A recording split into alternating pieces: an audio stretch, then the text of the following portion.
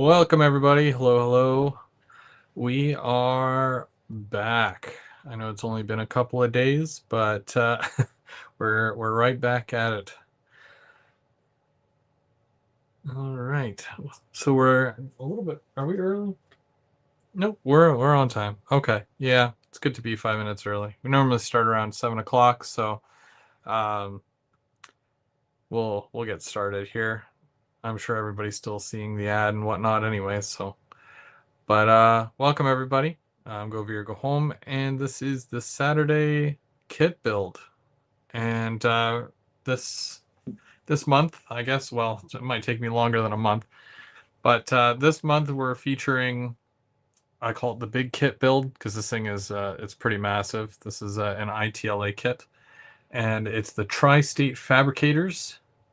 We started this last week, and I got some of it built, as you can see here in front of me. I have it built in a couple of sections, and I've already done the base coat, like I've primed it, so looks pretty good. Under here is gray, but I've taped that off because we're gonna start with the top section. I'll go through my paints and whatnot in a little bit, and I'll show you what I use. But we got a couple other things done throughout the week here that you obviously can't see on camera. I also had to wait for somewhat of a warm day, and we had a couple, and then we got blasted with snow, and it dropped. So we were +3 one day, and then the next day it was like -13 or something. But yeah, I've got, like, this is the top part, goes along the top edging there. I've got all the windows painted. As you can see, there's one that fell off the sprue, but that's okay. And I managed to build this. This is the dock, and I built this right after the live show last week because I'm like, I kind of want to build it because it's quick and it was fun to do. Yeah, it's just a little box, and then a set of stairs that gets put right next to it, whichever side you choose to do. It's convenient like that. Then there was some other parts that I got prepped as well. This here, I just got to do the gray along the bottom. This is actually the inside section to one of these. I think it's this one here. It's 3 walls, and there's going to be a door and a fan in there. So yeah, it got cold, and then I didn't get to do that. And then there's a couple of other detailed parts that I wanted to do as well, but I didn't get them done. And I did one of I think it's like a air conditioner unit. So it's, how many pieces is that? 1, 2, 3, 4, 5. So it's 5 pieces of wood that are all flat, and then you sandwich them together. They're all glued. I just have to add the detail parts to the sides, and then paint it. And then that's your little AC unit for the roof somewhere, wherever you want to put it. So I did do a couple of the little detail parts. Nothing too crazy, but it's only in preparation for obviously today, which we're going to do some painting, of course. So that's what I'm going to work on tonight. Before I get started, though, of course, I do want to say hi to everybody who's taking the time to hang out here tonight with us. We've got Brad and Dave and Ronald and Todd. How's it going? Perry, Trains by Perry. How's it going? BN Ironwood. BN, are you going live after me again tonight? BN Ironwood went live after me last week. He's also working on some kits. He's got the back alley kit that's brand new from ITLA. So if you want to get a sneak peek and see how that looks, he's doing a really good job. So you can always make sure you follow him. He's at 10 o'clock. So 10 o'clock tonight, he'll be going live. So go and check him out. If I missed anybody in the chat, I'm really sorry. But hello. Hello, hello, hello. Let me know what everybody else is working on tonight, because I'm very interested to see what you guys are working on as well. Before I get started, I did want to shout out. There was two channels. I don't always do this, but when I do, it's kind of like a favor, calling in a favor. Go check out Mr. Model Trains 0420. He's almost at 1,000. I was wondering if we can get him to 1,000, and I'll just put. I don't know if I have the. Do I have a link? I doubt I can do the link here, but because I don't have it, but I'll put the name here, Mr.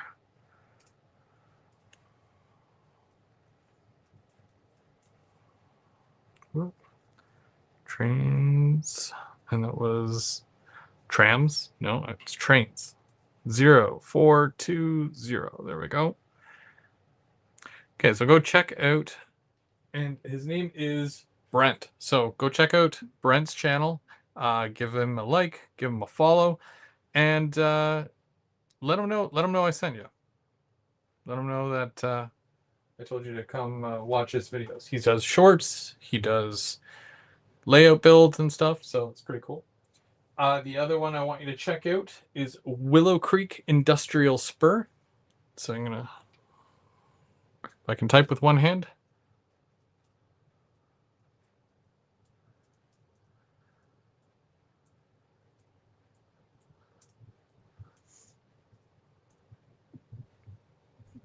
Industrial Spur. So go check out Mr. Model Train 0420 and Willow Creek Industrial Spur. Make sure you give them both a follow. Definitely worth it. All right, so let's get to work. Hi, Mark. How's it going? Welcome, welcome. Okay, so painting and stuff. Let's talk paint for a minute, because I gotta tell you what I'm using. So this is the main color that I have been using so far. It's a Beauty Tone, and I was kind of looking for this one. This is the Camouflage brand. I like the brown for my rail ties. I used to spray all my ties with this, but it's also really good for kits and stuff as well. So most of the stuff that you see that is brown, I wanted to take a different approach, because I used to do a lot of my window frames black, or a solid color like that. The brown is a little bit different, but I think it'll look really good with this being the body of the kit itself. Now, I couldn't find the tan version of this. It always happens. I go looking for the brown and I can't find it, and they have tons of the tan. This time they had tons of the brown, but none of the tan. So this is the one I went with this time. This is the camo coat, so it's a very dull. You don't have to worry about dulling it beyond that. And yeah, I think it was like 15 bucks. Paint has gone up a lot. I remember when it was like $8 a can. Now it's double that. So kind of nuts. And this is the other one I use. This is a gray. So you'll notice that anything concrete, the newer style, newer color of concrete, where this is more of a aged concrete, this is the newer. And you get a bit more of a nice flat gray with that. Again, beauty tone. And yeah, works really well. The other color that I use, that I probably won't be using on this because I don't have any brick, but on my old kit, the last kit that I did, this color is, I find it's hard to find in a spray can. So when you do find it, you gotta kind of stock up or whatever. So Krylon, and it's the red oxide. This is really good for brick, a red brick. So if you do this as your base coat for a red brick, and then you do your colors on top of it, it'll look really, really good. Now, again, I didn't use this on that, but I did want to let you know that this is a really good one to use. So, Krylon Color Max Primer, Indoor Outdoor Red Oxide Primer. And the funny thing is that whenever I forget something like this, I refer back to my own videos as well. And that's another reason why I like to share stuff like this and mention if I'm using a color or not.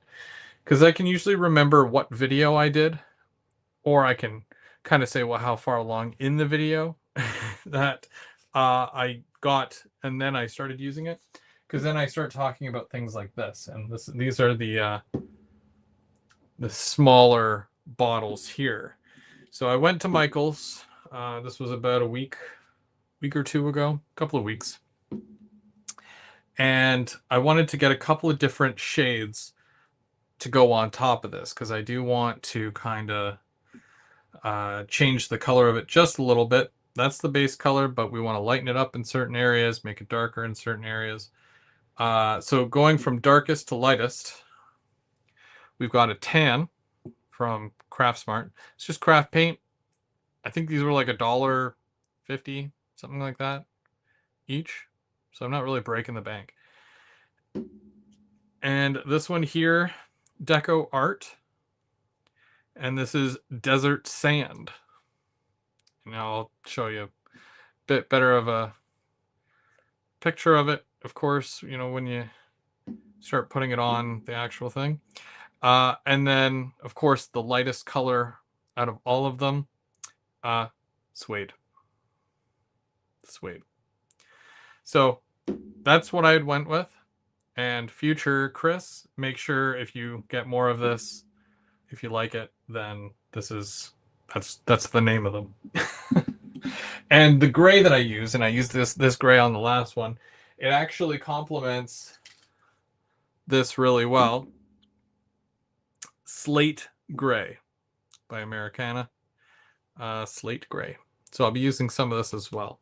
But that'll be on the bottom of this. That might be tonight. I don't know. We'll see. But yeah.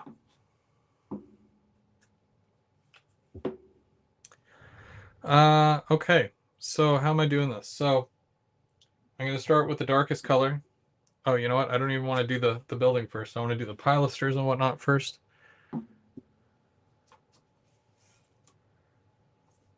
So again, this is one of those things where I was able to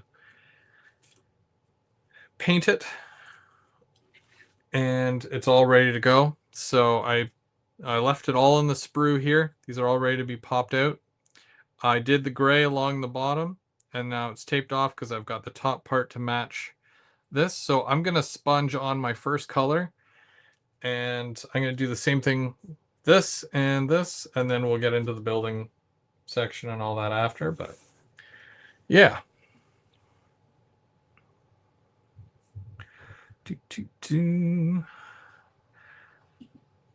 These buttons are all new to me.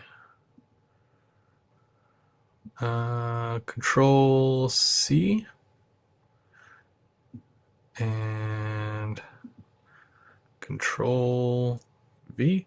Nope, doesn't work.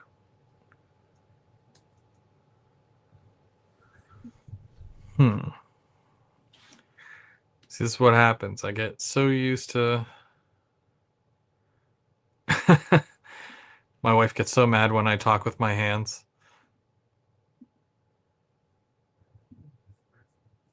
Hey, John.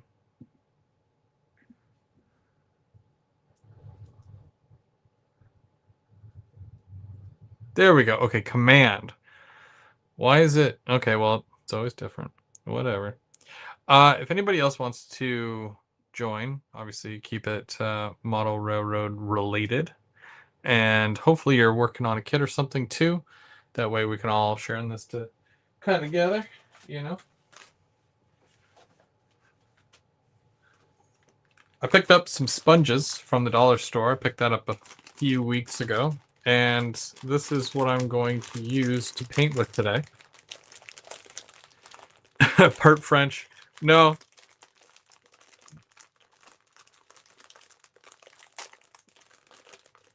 I don't think so.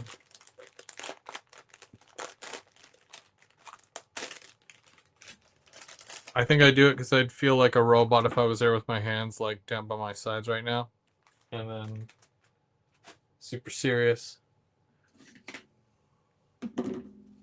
So we got this fun sponge. Call it the funge. And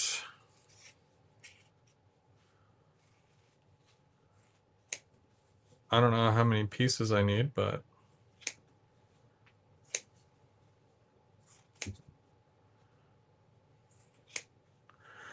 that should be good. We'll start with that.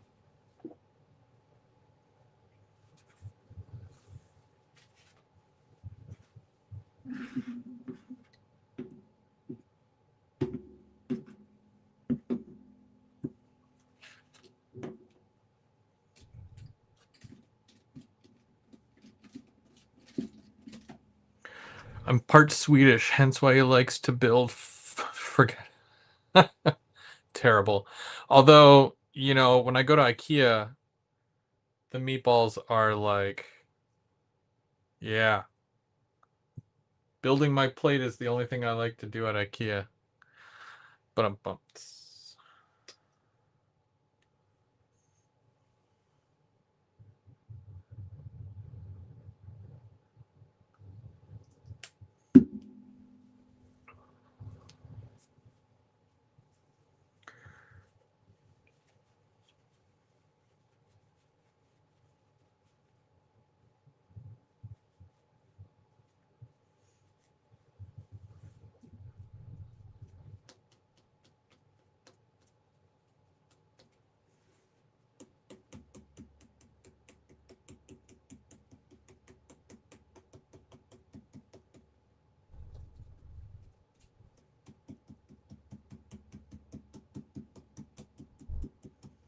I'm going to show you something else I did that's very handy.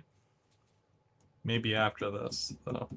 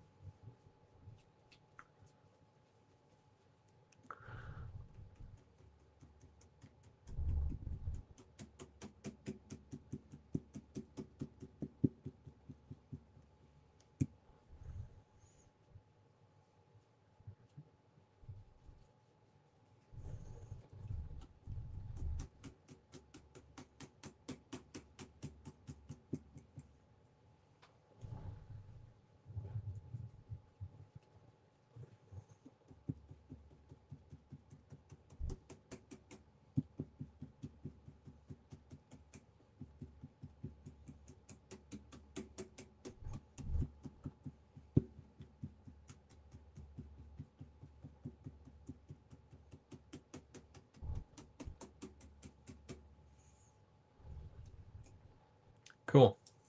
See, that's really all it takes, and it's not even really all that covered all that much, and that's only one color. We're gonna deal with a couple of colors here. So that is color 1.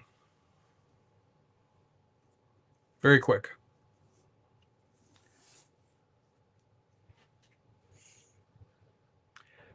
Start the car. Woo! See Mark running to the car with his bags of IKEA stuff.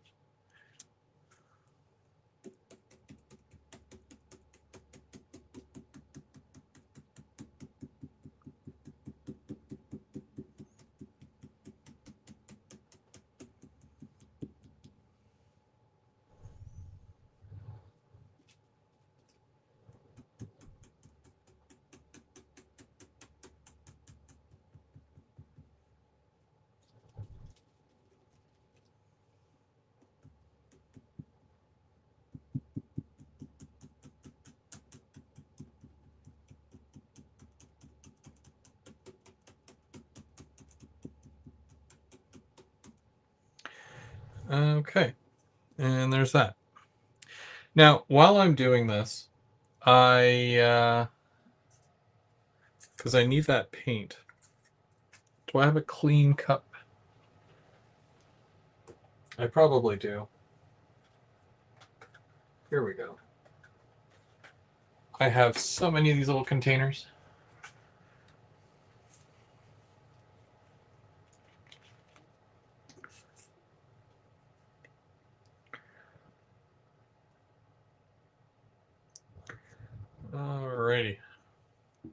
So now, because that's the darkest color, I kind of wanted to do some pieces here. These are all the window frame type pieces. And I took them all out of the thing. You know the thing I'm talking about. The thing. The frame. Yeah. Not even. You can actually buy these from the dollar store. You can get like a whole bag of lids and things. This one here, totally takeout, but I'm just saying there isn't lots of takeout. There's just a small amount of takeout. Minimal amount of takeout. So I'm just going to do the face here of these.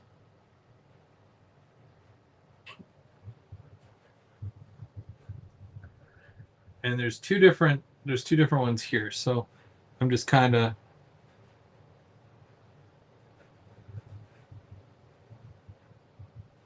going to do this, and I think it'll look good.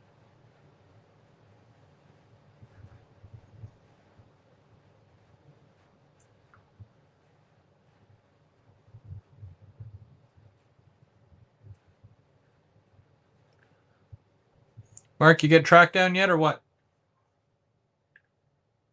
Coming over next week to run trains. Better have some track down.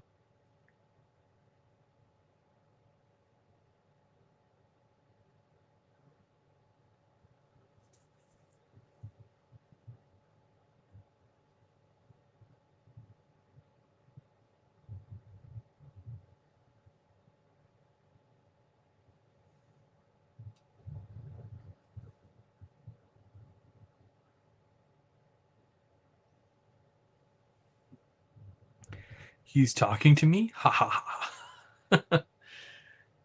Yes, Mark. I know you outside of YouTube. I know where you live.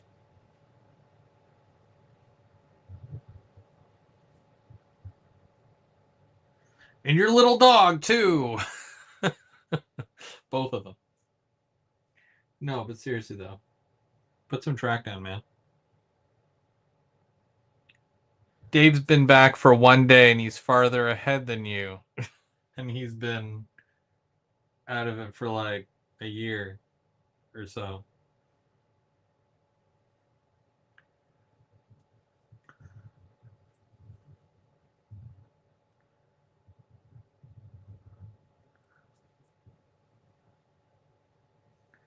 Do you see he even posted a short today?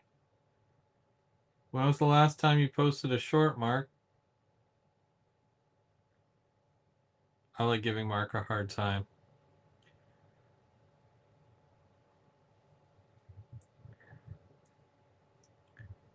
He knows I'm only half joking.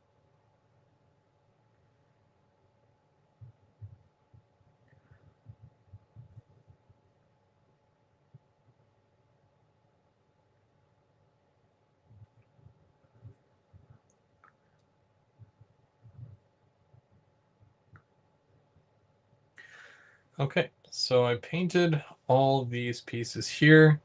I feel good about it because it is now done.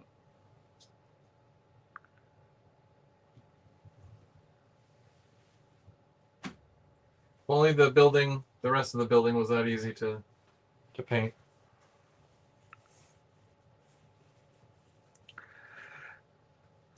I bet you could. I bet you could, but you'd have to start pulling things out of storage. I recommend not to. Only for the fact that when you do that, you're left with absolutely no room. And because your layout is not necessarily massive, it'll be even quicker for you to run out of room. So that's my suggestion. But, take it or leave it, right?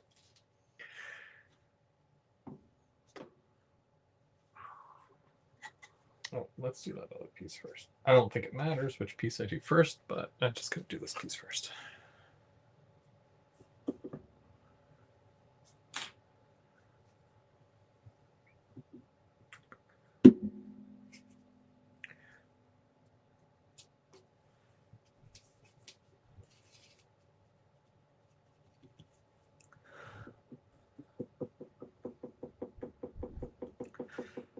So this is another reason why I did not put all my pieces together yet, and it's mostly because if I tried to paint this thing as a whole, it would be ridiculous. And then everyone would say, Chris, what are you trying to do here? You're struggling. And I'd say, yeah, I know. I put a car into storage every day. A video's a video, man. Day 376 of putting a car back into storage. Mark. Still doesn't have track down.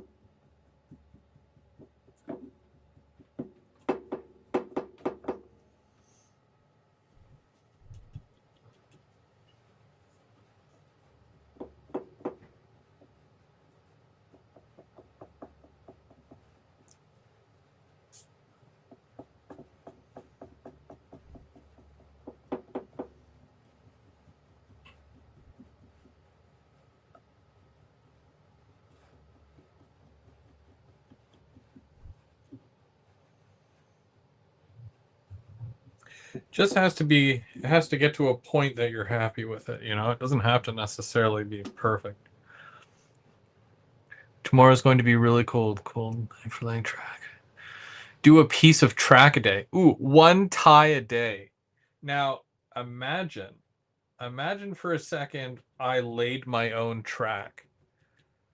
That would be disgusting to do, though, because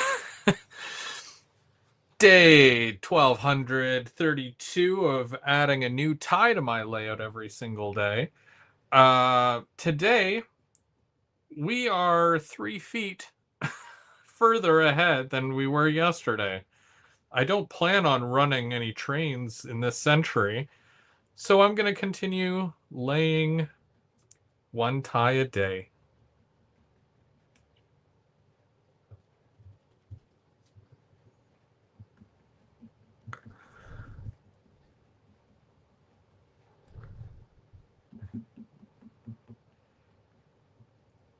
Yeah, that would be I don't know if there would be if that would even be one of those things that people would watch. They'd probably think, yeah, it's a total gag thing, right? But I don't know. I'm quite content with like wrapping things up very shortly as far as with that whole series, just for the fact that like 6 months is a long time to be doing something like that. I mean, sure, I had fun, but oh, I'm sure they do. Now, are you talking about laying one tie a day, or are you talking about hand laying ties? Because yes, they definitely do. That is a real thing. Um, if I didn't have it spread out over several years, then I'm sure it wouldn't be as bad.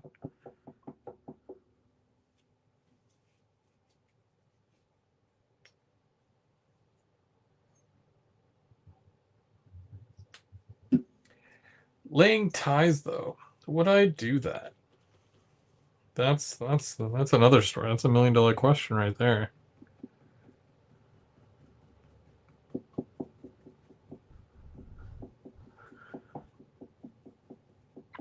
I already have such a hard time with some of these other things, laying regular flex track and whatnot, trying to get it perfect and whatnot.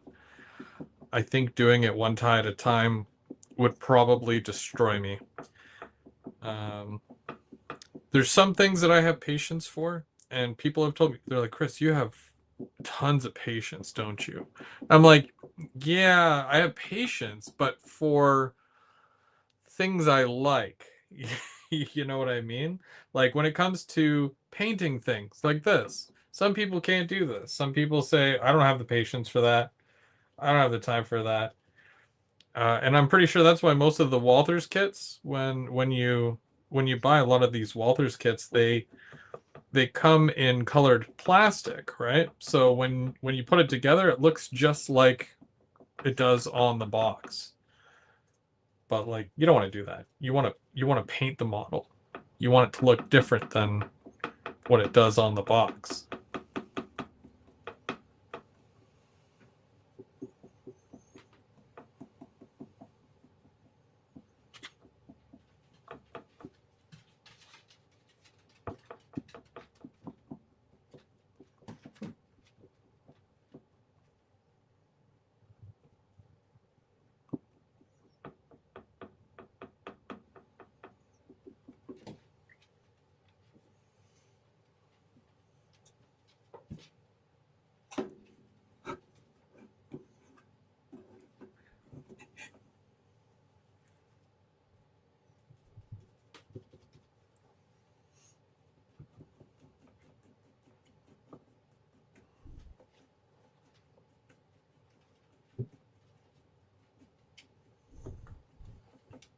You'd have to lose a bet or something.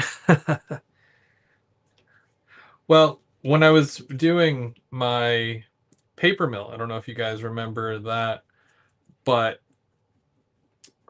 the whole thing is brick, right?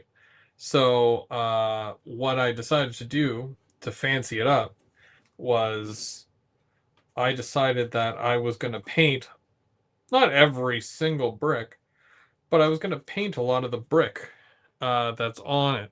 And it's exactly what I did. But because it's brick and it's small, I had to use a toothpick.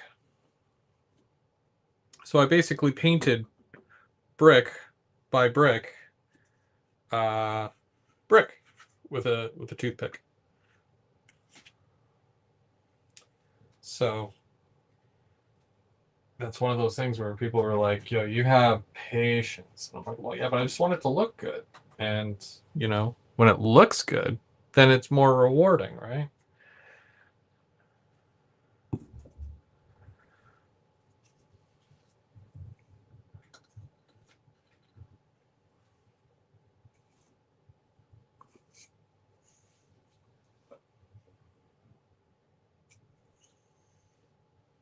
Hey, Brian, what's for dinner?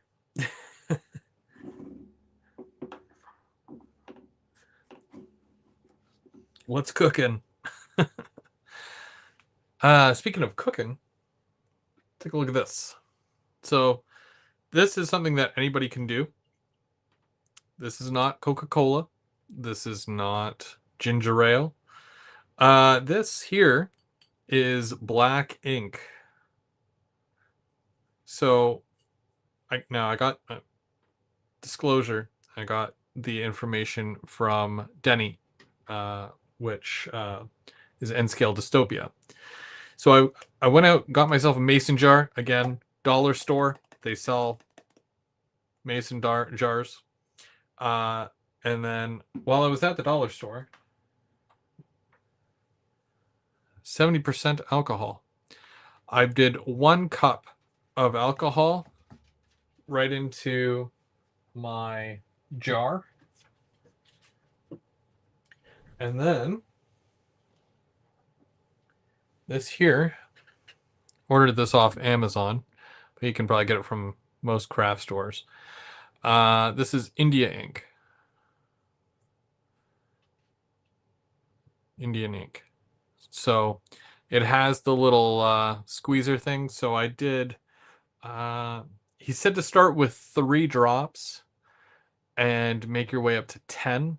I got to about 8, and that's where I landed. And I think it's pretty good. I think the consistency is really, really good. So that is where it'll stay for now.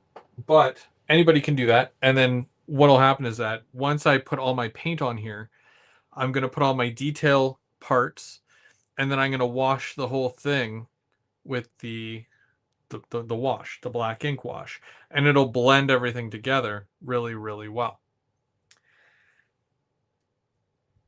And then I can go back over it with the actual ink itself, maybe in a brush or something like that. And what I'll do is I will highlight certain areas, maybe the cracks and whatnot, just to show a bit more definition.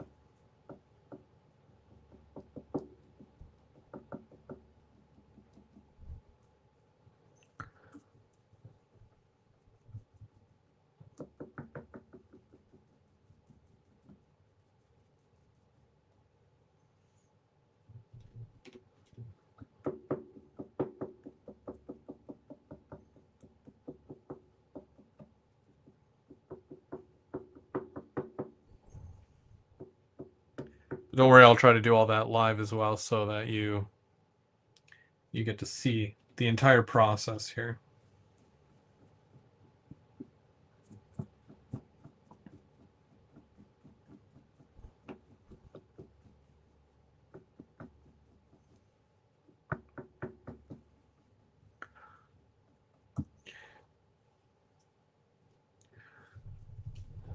Good news. Good news. I ordered a new locomotive just on Friday, so it'll be here on Tuesday, maybe Monday. Otter Valley is usually pretty quick. I usually get it within 24, 48 hours. Any guesses? Any guesses what my new locomotive might or could be? It is not a Bowser. Not.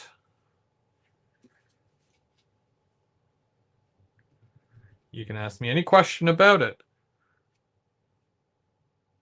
but I will not tell you what it is. SD40. No, it is not an SD40, and it is not a Bowser. Come on, Mark. One guess, and then you're like, I have no idea what it is. What color is it? Ooh,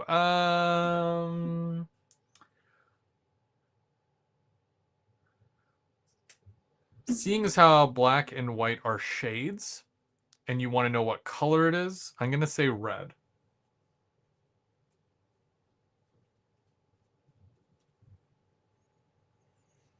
Must be a Go logo. It is not a Go logo. Perry said SD70 ACU. No. Good guess. Those whatchamacallit, the CPKCs are now out by Walthers, so I might pick up one because they usually do a pretty good job. I mean, it's not going to have all the, bells and whistles of a scale trains version of the same, but you know what? I don't care because Walthers always makes pretty decent stuff. Must be a Go Loco 44 tonner. No, it is not a 44 tonner. 4 or 6 axle. Good question. This is going to narrow it down a lot. All these 6 axle guys are going to be very mad that it's a 4 axle locomotive.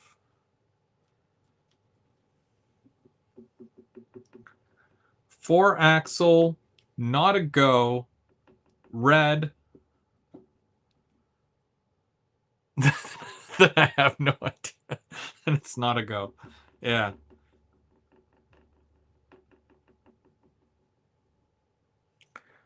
Is it made by a Canadian company? No. It is not a Canadian company.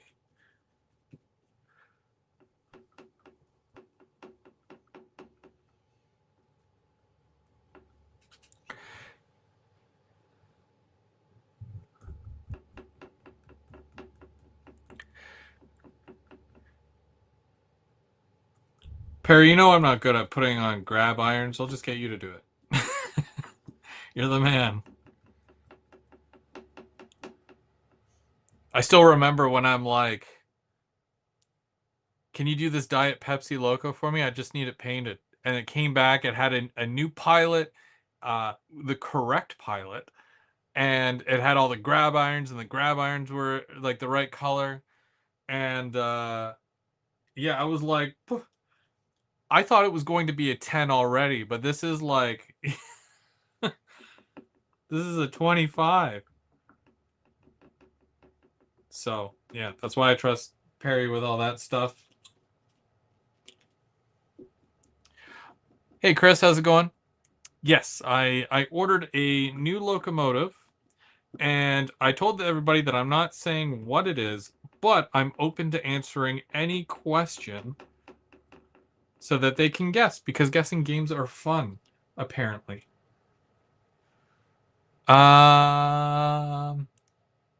Scale Trains? No, it is not by Scale Trains. Scale Trains? Making a Canadian road name? Oh, did I just give something away? Shoot. Well, they have done CN and they have done CP, but still.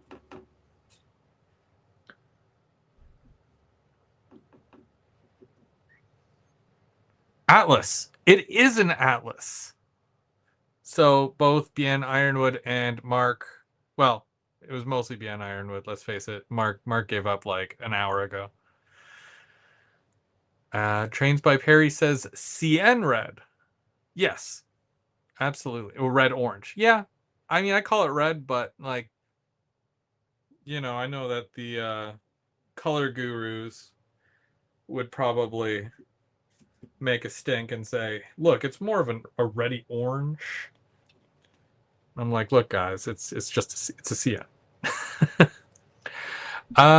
Let's see. I take 1972 Tyco Super 630 for 250. No. I wouldn't even be able to pick that out of a lineup, let alone pick it off a shelf. So that's definitely not what my new locomotive is, but it is a good guess. Todd says GP40-2W. That is 100% correct. Todd, the strong silent type in the corner, just waiting for all the details. His first guess, GP40-2. Absolutely. I got so tired of seeing everybody's SD40-2W. And I'm like, what about the Jeeps? What about the little guy? And it's also like $40 cheaper. But I like my Jeeps, and I saw this one because they are really nice. And Atlas, very underrated. Also, they have ditch lights.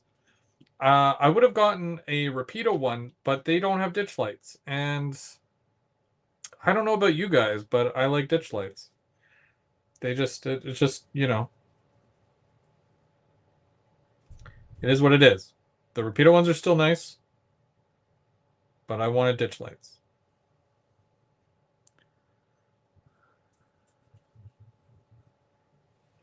So I'll probably be doing somewhat of an unboxing review of that in the next week or so. Not a deal breaker for me. Well, I did want to get like some more smaller locomotives. There's another one that I have my eye on as well, which is a GP38.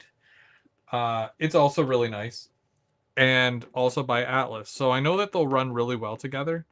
And I love the fact that they are all ESU now. As soon as I saw that Atlas was using ESU as opposed to QSI, sorry QSI, you're just you're just terrible. You sound awful. But yeah, so as soon as I saw that they switched over to ESU, that made me so happy. I'm like, good for them.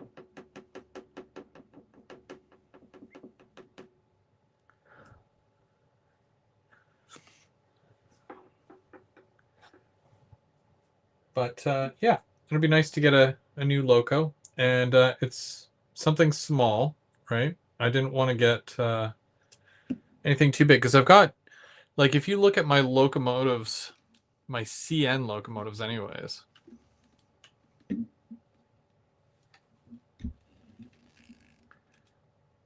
like they're all, you know what I mean? SD 50, SD 60, and then Givo. You know what I mean? It's just, it is what it is. I don't hate them, but that's all I've got. I just got a bunch of them. I'm not a hater. I want some smaller ones too. The only small one I have really is the Jeep 9, which is a Rapido, the Jeep 9 with slug, but that's my yard unit. And then I've got it's a Jeep 38, the O&R Jeep 38 as well. Most of my small locomotives are my F40s and F59s, but they're all passenger. I don't use them with freight.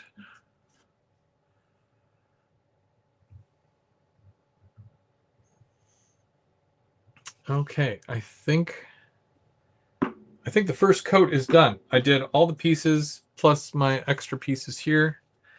So now it's time to move on to the next color.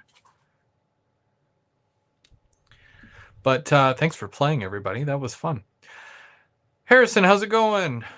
What's the deal with QSI? Don't know much about them. Yeah, they used to be an Atlas. I don't know any other company that had QSI sound, but I used to have a lot of the old Atlas Jeep 40s. I think I might have had a Jeep 38 as well. And yeah, they just, it sounded very QSI quality sinister. Yeah. They're just, they don't sound, it sounds like a, now it could have been the speaker, so don't get me wrong, but I wasn't about to like take it apart and do all that fun stuff that some of you guys like to do. I didn't want to get into that. I didn't mess with that. But yeah, I just didn't like it. And then also the whole part where like it would take for like you turn up the speed steps and it would take forever for it to go okay, now I'm going to move. So it just very slow to respond, even slower to slow down. I like to be able to adjust that stuff as well. And because I run a lot of my locomotives and stuff in tandem or, lashed up, I wanted to make sure that I'm running mostly all the same stuff. And if you see my track here, this is hooked up to my ESU lock programmer. So I like to be able to do all that stuff, all that fun stuff with my locomotive where I can adjust all this stuff and I can do it all right through the computer.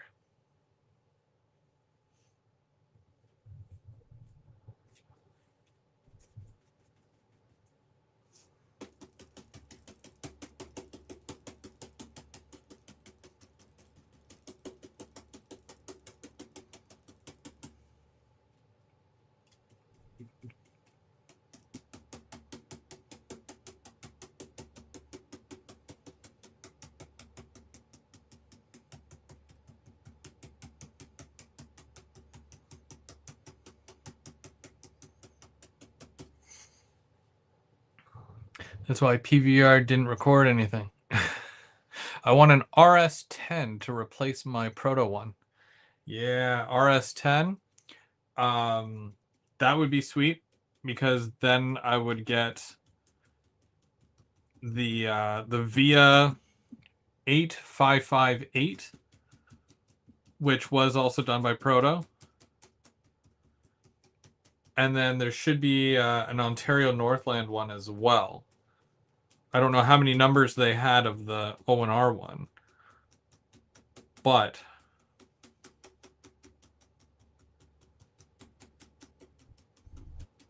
that would also be cool.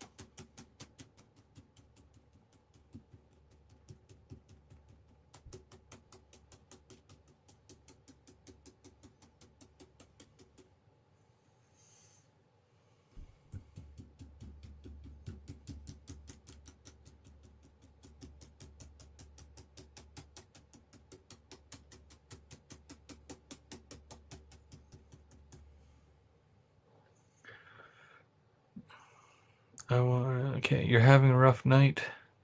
I miss PVR 200 or 2000s. Nostalgia is hitting hard these days.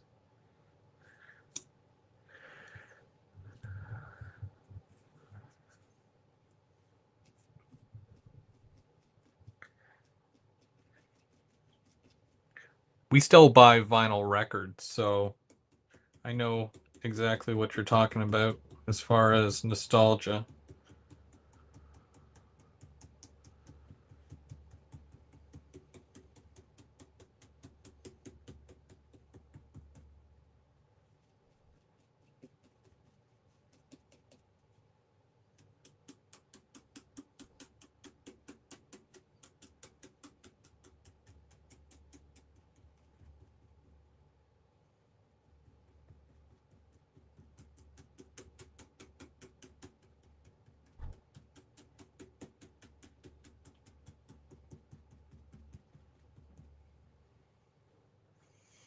I saw that via RS10 one time going through arm prior on the Canadian. Oh, no way. That would be sick to see. I don't think I've seen too many pictures of it. And I can't even tell you what year it's from.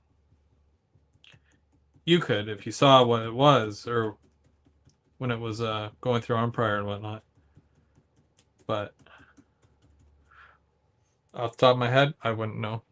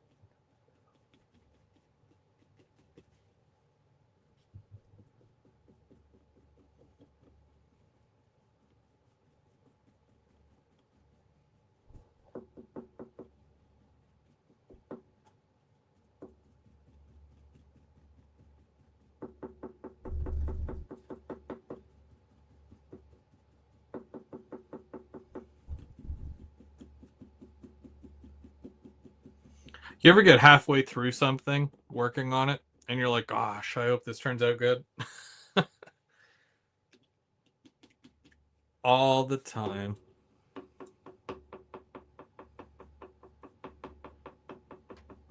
I'm just thankful that wood really absorbs this wood because if I tried doing this on plastic, I don't know if I would have the same effect really.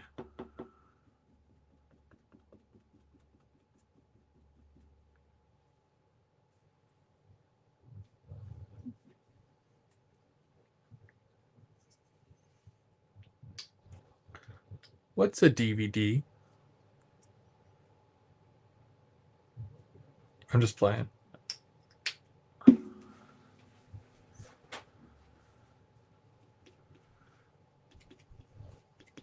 I still have VHS tapes.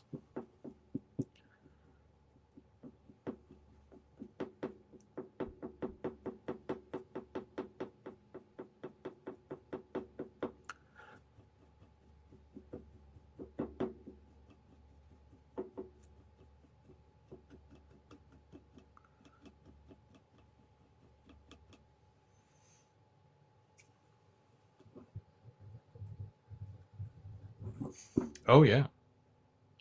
Be Kind Rewind. Absolutely. We used to have one of those things that looked like a little race car. You put the tape in and close it, and it rewinds it so that it doesn't ruin the tape. Because apparently, when you rewind the tape in the actual machine, it ruins it. So you got to put it in the little speedy rewinder thing.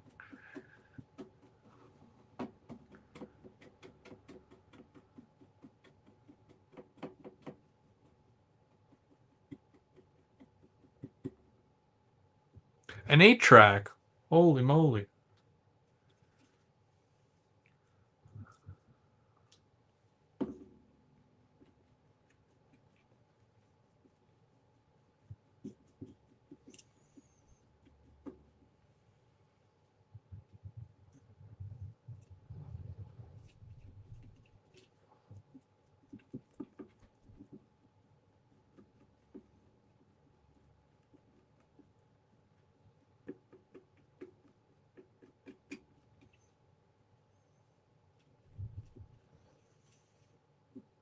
Geez, usually when we're talking about nostalgic stuff, it's usually like, yo, who had one of those foam tunnels for their train layout? Foam tunnel usually had snow cap roofs on it. And who had that crossing section where when your train drove over it, the little crossing arms would drop just because of the weight of the train going over it?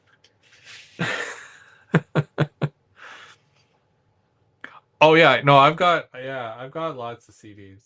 CDs are not in short supply. And then of course like my wife has lots of CDs.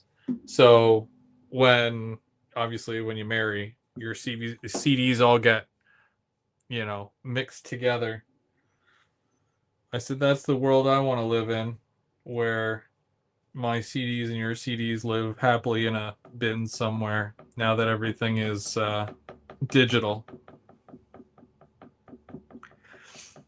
If I ever get a new computer, like I want to get a desktop computer for in here, I'm just gonna start loading all my CDs because right now the only music that's on my phone is anything I've purchased.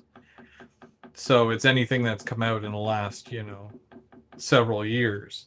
Where I like to go back and I like to listen to music from yesteryear, where you know the stuff I grew up on. Mind you, I'll go on YouTube and you can put in any band and you can get a full playlist. You can even type in greatest hits of this, and then it's a playlist that somebody has created on YouTube. So, free music. I mean, piracy is wrong.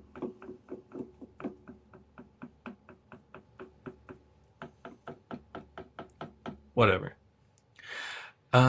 Tycho had that. Yeah, Tycho. But they also had the thing where with the logs. You know what I'm talking about with the logs?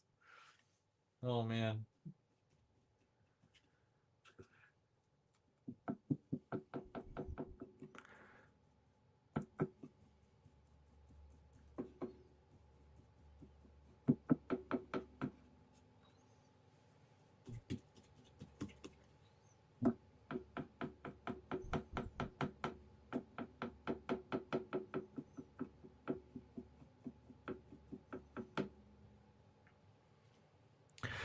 Willow Creek, how's it going?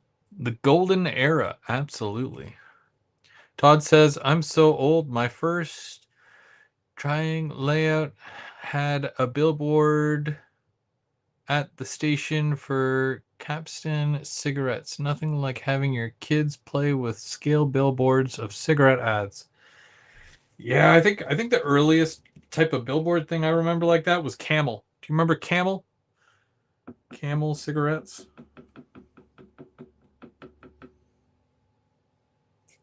They used to have a bunch of those everywhere.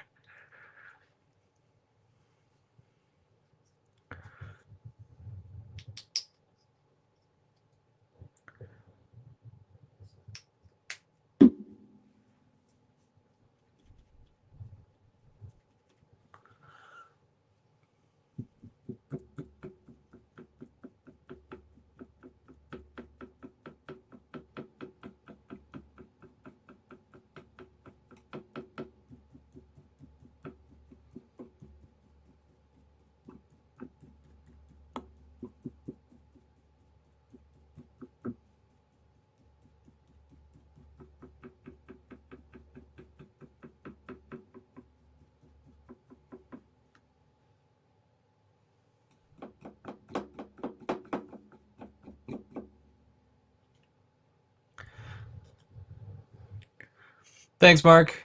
You have yourself a great night, and hopefully you got tracked down by Thursday. We'll be over on Mark's channel on Thursday to see how much he's completed in the last month.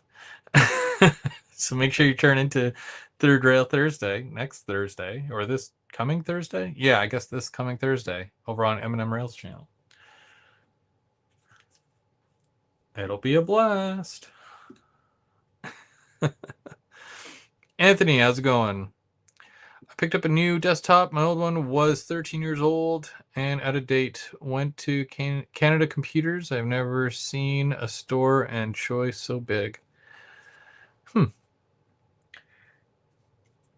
I've basically given up on PC. I definitely prefer Apple. That's just my preference. Even though for work we use PC. It's like I think it's Windows 11 now. I'm over it.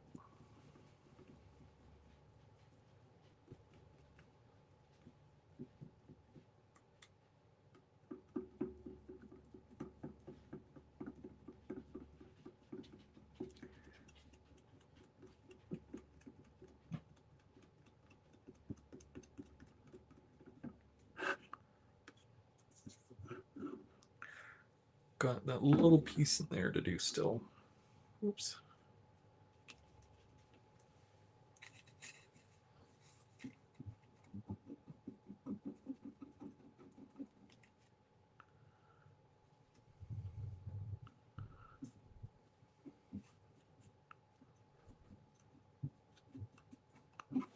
I dropped it. Oh, and I got paint on my pants.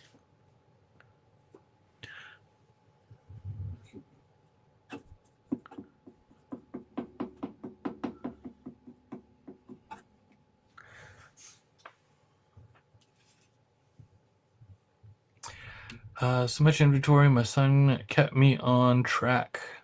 Apple is terrible on pricing, but they are constant, which is what I appreciate about them. Yeah, like we just got this laptop here, or my wife did, anyways. This is like not even a year old. Very nice still, very good condition. But the memory, like I prefer a desktop computer, and then I can have external memory if I need it, but normally I would just get something with a lot more memory. It'll help for all that music that I have. And for loading CDs. No, there's a lot of projects and stuff that I want to do, but yeah, you definitely need a decent computer to do some of it. I was doing, whether you guys know or not, I was doing a lot of the poster art for Otter Valley. And anytime you see those announcement posters and whatnot, that's usually my work that goes into that. So I'd like to have a bit better of a computer for being able to do stuff like that. Because when I was working on the tablecloth for last year's Springfield, it's like I had to have it as a massive file, and my computer, not this one, because that came after. I was still using my Windows. It was just like it nearly destroyed my computer because of the fact that it's like obviously tablecloths are massive, right? So to try to piece that together, that was no easy task. So, yeah.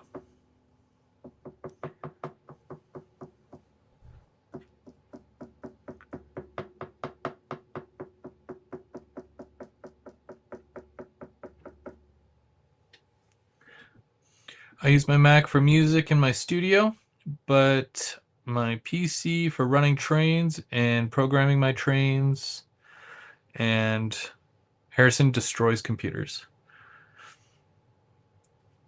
Yeah. I'd like to say they don't make them like they used to, but at the same time, computers have come a long way, you know? So,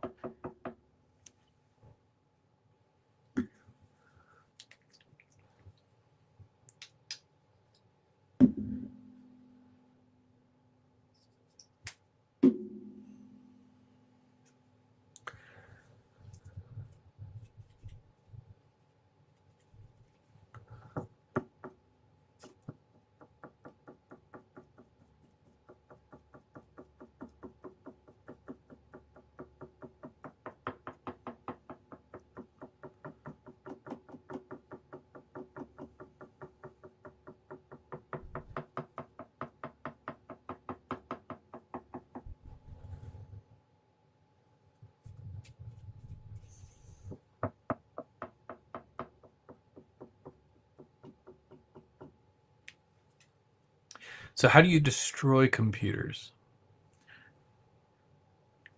Throw them out the window?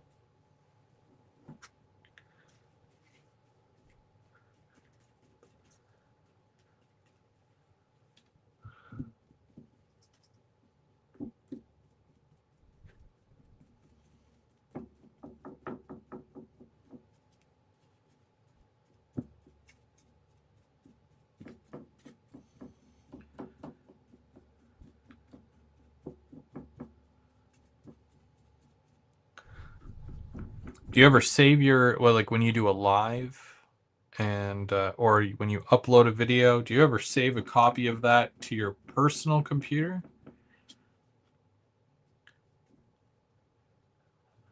Because even with that, it's like, I can imagine that taking up quite amount, like a lot of space. Well, especially for like yourself, right?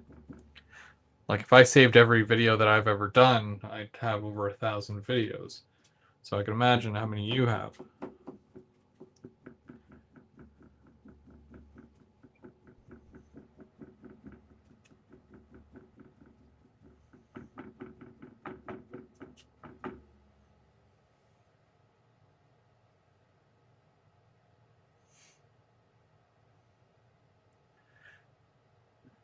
Usually the motherboard.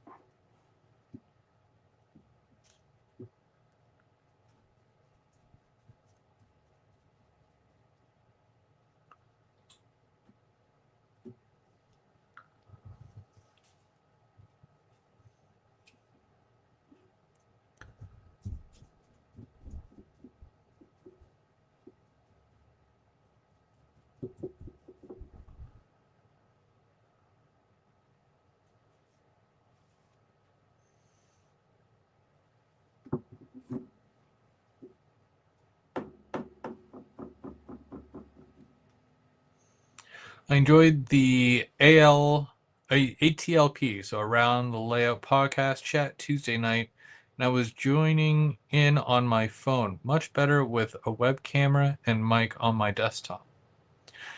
Yeah, that usually helps.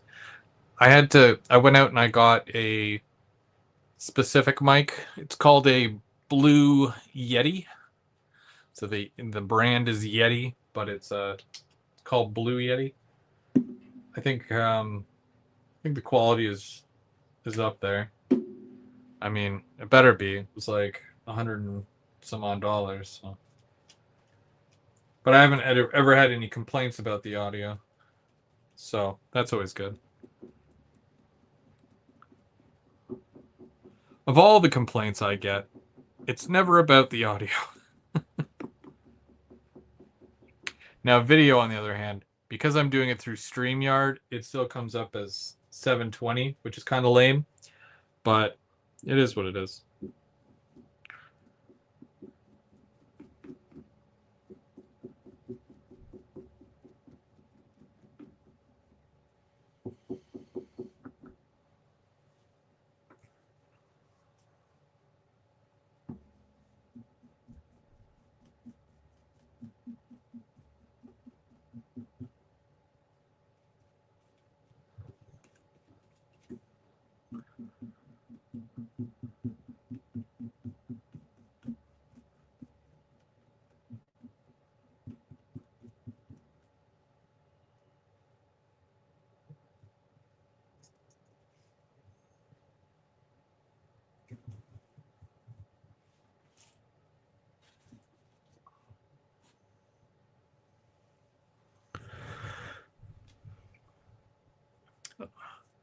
Blue is mint. Yeah. Yeah, I like it. I mean, it's very.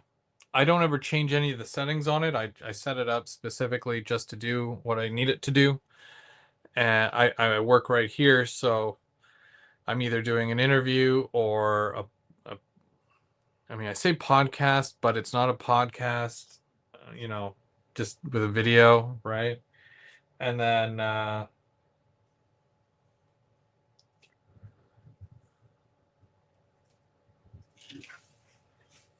whatever live that I do from here, like right now, like I'm using the microphone, but it's on a boom, so that's kind of neat too. Okay, I'm on my last color now. This is the light. This is Swede. I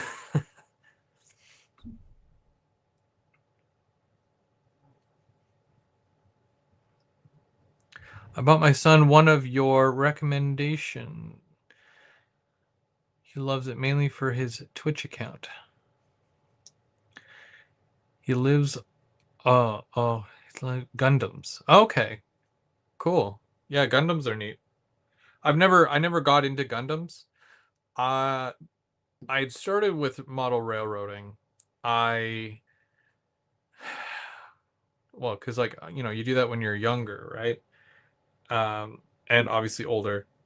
I'm just talking about in general. I started the railroad thing when I was little, like I think it was like 3. Um, and then when I got to like I want to say my teens, I was doing a lot of the Warhammer stuff, which is very fun. I love building the different tanks and the little soldier people and playing the game. Lots of fun. It was and I had 3 friends that I always played with, so never a dull moment.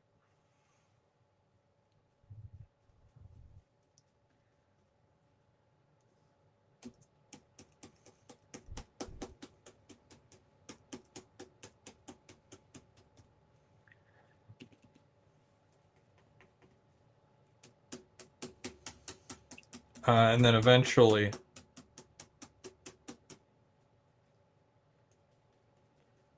I had stopped.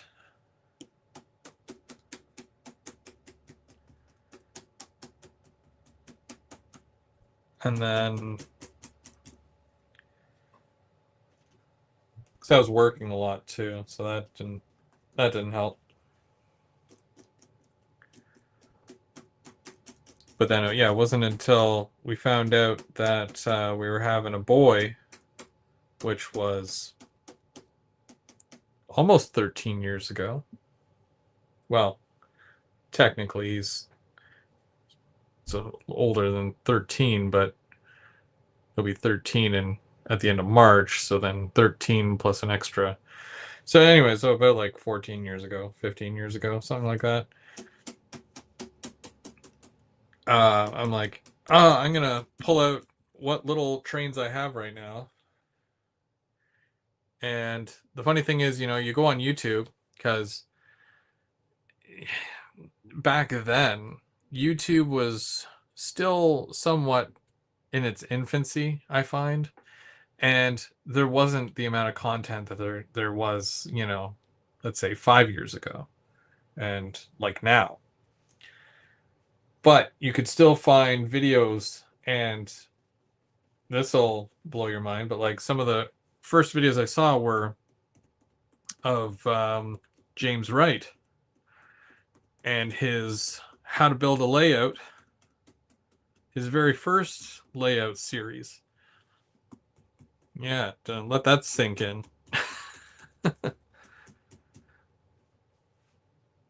So, talk about nostalgia.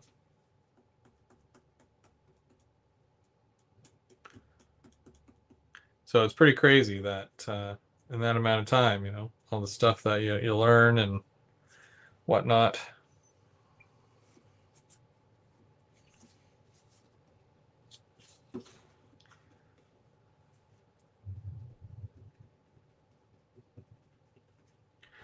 I still remember because I was still very much DC, and because that's what I grew up on.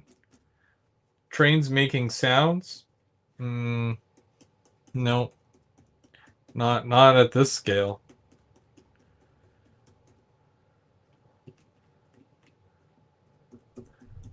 DCC had no idea what it was.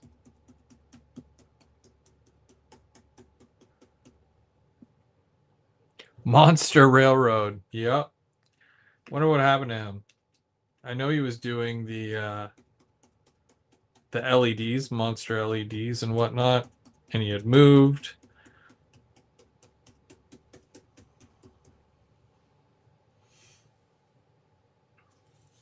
I think he had posted a video not a long time ago, but not recently, if that makes sense.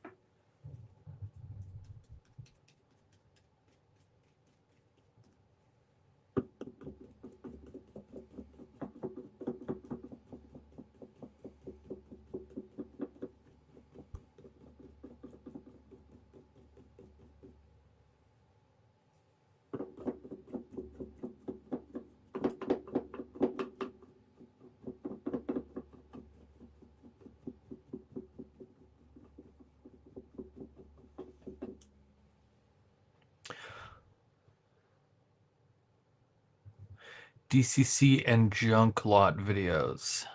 James was an OG along with Monster. Yeah.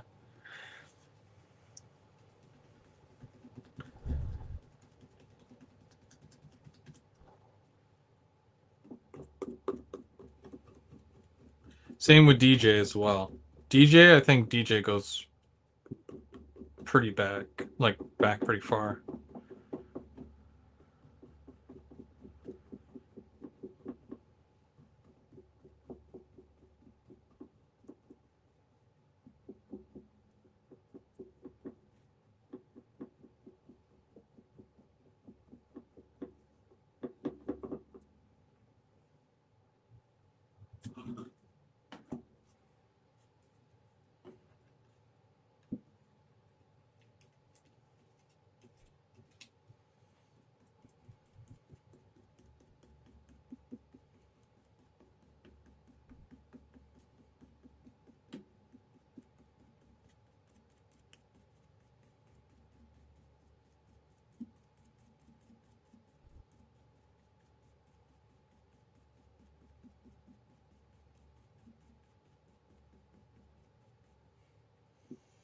NS Modeler 24. Yep, 100%. I think that was one of the names. We had done a live, a GVO After Dark, not too long ago. I think it was it December or November? Unless it was just on Mark's. I can't remember, but we did a bit of a where are they now?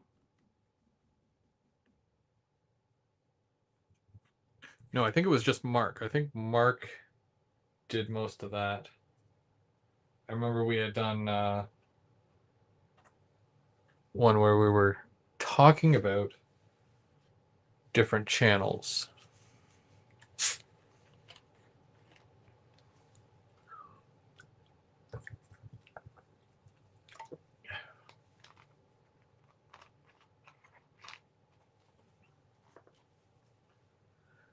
It's hard to remember everything sometimes.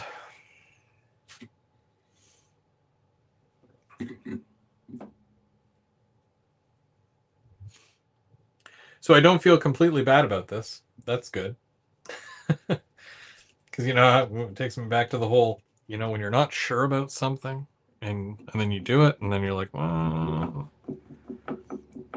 I can hit the pause button and there's tons of spray left in the can still. I can just go and put it back to the way it was. No, I think it's okay. I think I got to see this thing through and then it'll be fine. Once it's done, it'll be fine. I felt the same way about the other one and then it turned out okay. Which is what we always achieve for our projects to look okay. Well, I'm not pro or anything, so it's like okay is what I can hope for. I shoot for okay, and if it looks better than okay, then great.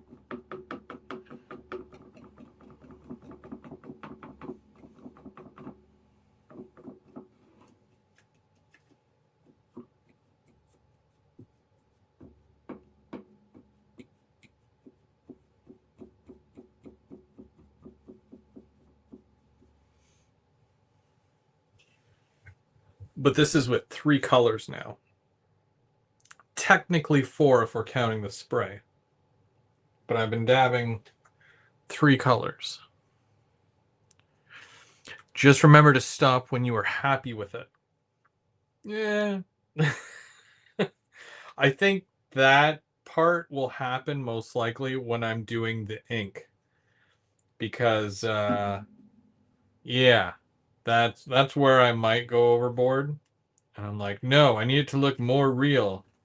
Needs more grunge.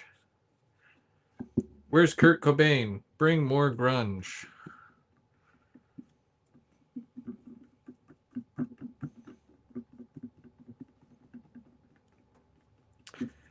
The wash, I think, itself really, it will pull all these colors together and you'll be able to really see it at that point. And when I say you'll be able to see it, what I'm really saying is that I'll be able to see it and then the camera will not pick it up whatsoever.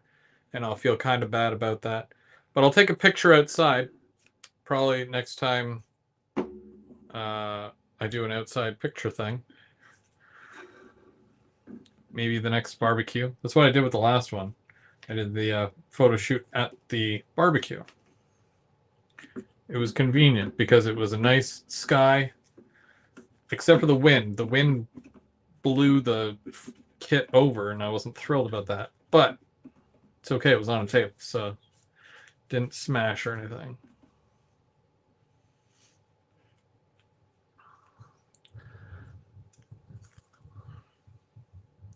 Crisis was averted.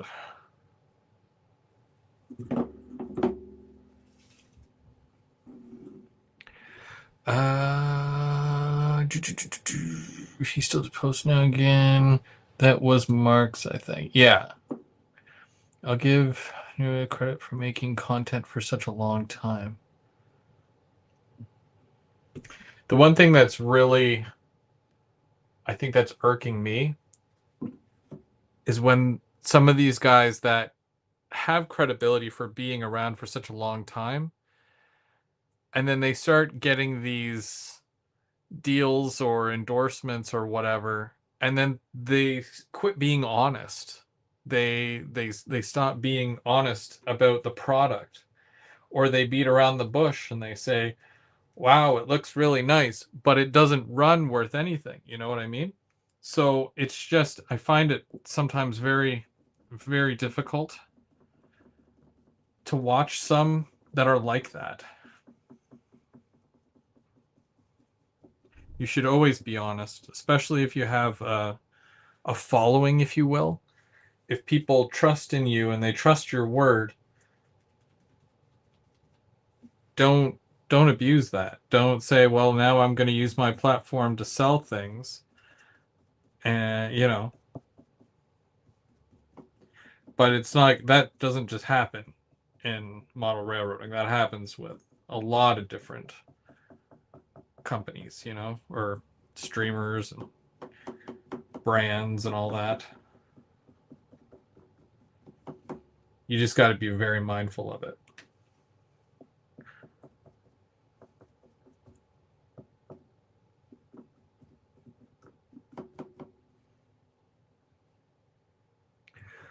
Uh,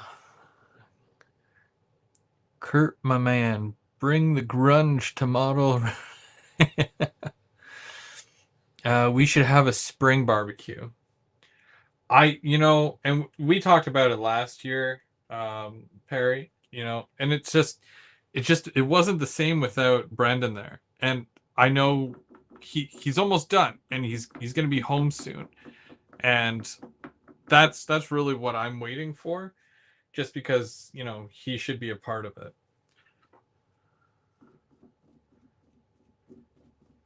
But we'll for sure have one again, and we'll try to do a big thing again, like it was 2 years ago. SMT, if you're still there, you should come to that. I know I don't always message you and whatnot. I hate to bug people. That's how I am. I don't like bugging people. But yeah. So Labor Day week, not Labor Day weekend, but I think close to Labor Day weekend, we'll do it.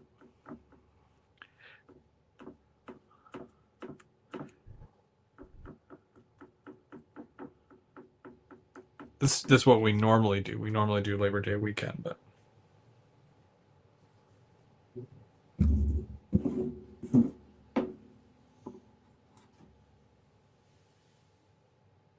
I felt bad too, because like some of the guys have to travel pretty far as well to come to this thing. But I mean, like, I've traveled pretty far to go to other things, right? So it's all based off of, can you go? Can you make it? Can you commit to something like that? Yes, no. I mean, it's not a big deal. I usually just, like, I don't hold it against anybody if they can't go. So, but it's really cool when you can make it.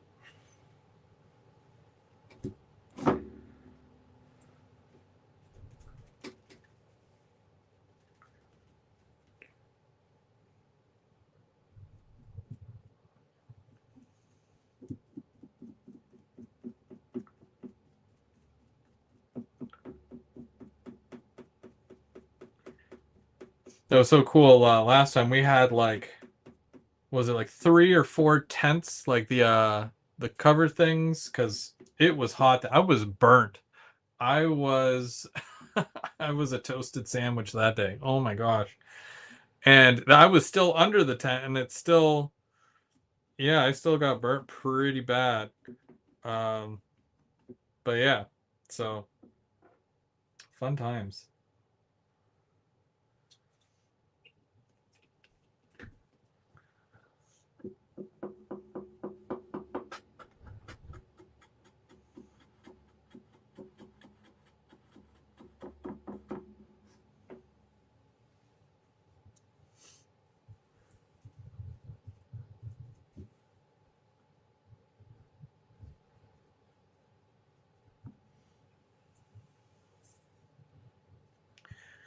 Okay, so I think that's all the pieces. But what I want to do is I want to get into these two corners here because yeah, the sponge doesn't really get the corner. I heard BBQ. Winter is good for barbecue. Oh, I don't know about that. Armprior Train Show is on this year too. Nice. I'll be honored. Tristan was making my day with knowledge of the railroad. I had mild heat stroke at the end of the 2023. It was worth it. And it was nice too, right? Because, well, not because of the heat stroke, but because like you were there. I don't get to hang out with you all that much, and you're a really cool dude. And one of those things that a lot of people don't get to know, like they watch you on your show. They, when you do a live, when you're a guest at something. But the one thing that not a lot of people get to experience is that you're the exact same person that you are. You don't put on a facade. Mark's the same way, and that's why I like hanging out with you guys, because you know you're very genuine. If I can say that, you're very genuine, and so is Mark. And yeah, same person in the video that you are in real life. And that's what's cool, because you always worry about meeting some people, and you're like, are they actually a SS, in real life? And you don't ever want to run into people like that. And then you're disappointed, and you're like, oh, that's a shame.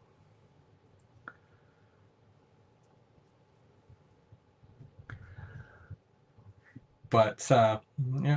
And it's also like, because James and Mike like to come up as well. James doesn't get out that much, I don't think. He won't drive, but he'll hitch a ride with some. I think he got a ride with Sparky last year, and it was nice to have Sparky up too, because I know he works a lot, so it was nice that he had some time off to come hang out and have some burgers and chill for the day. Same with Doug, DC Doug. He came too. He showed up like randomly. That was fun.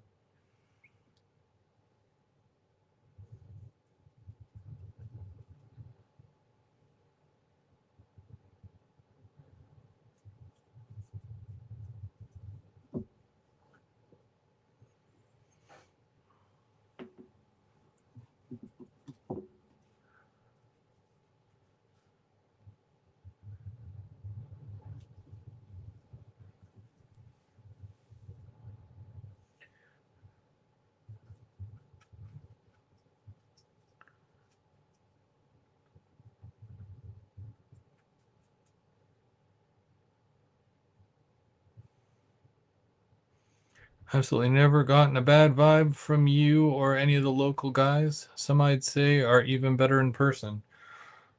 Mark's a hoot. If you ever have a conversation with Mark, oh my gosh.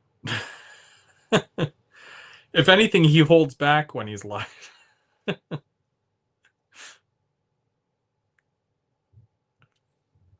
Can't give away all his secrets though.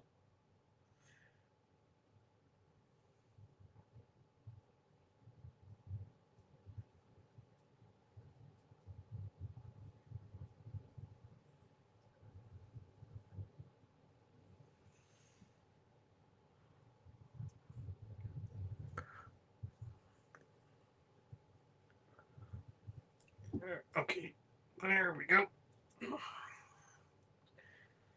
Alrighty, so that should be all three colors on all of those, and I'm not mad.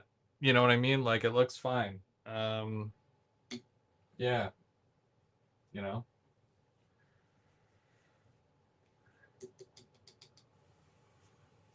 It very much is what it is.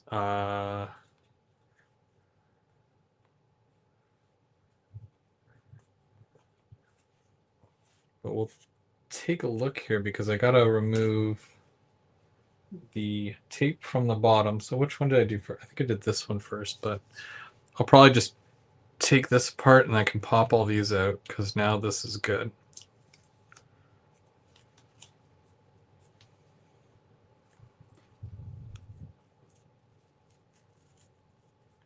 Whoops.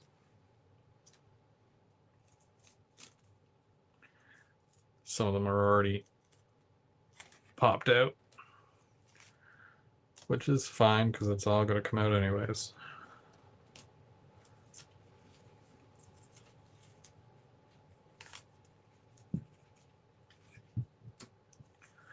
I always look forward to the barbecue every year. It started off as one of those small things where, you know, just actually I think it was kind of like a half joke, like, hey, we should bring a barbecue and make a day of it kind of thing. And then Brendan was like, "Well, I've got one." I'm like, "All right, let's do that." And I think the first year, I think was it was the first year that we did that. Mike and James came to that one. Yeah, I think that was the first one that we had, and then yeah, that's when we saw the military unit.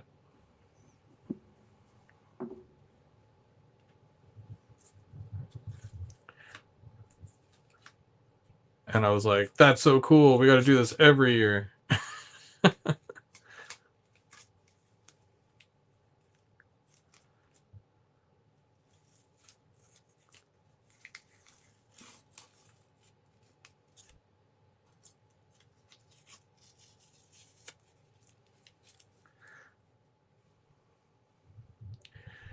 So there's like, yeah, it's kind of one wall.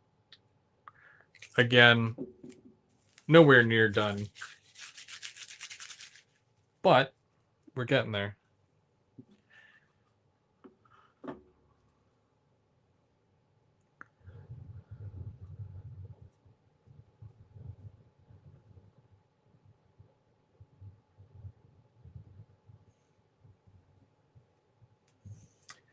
All right. You know what I forgot? I forgot my wood glue. Give me 1 second. Is it here? No. No, it is not.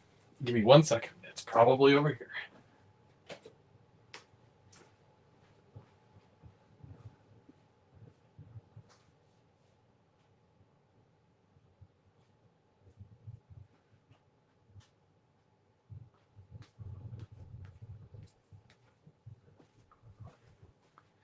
Okay, wood glue. CP Whiskey Creek, how's it going? Saw you eyeballing those Kato tank cars earlier. They look nice.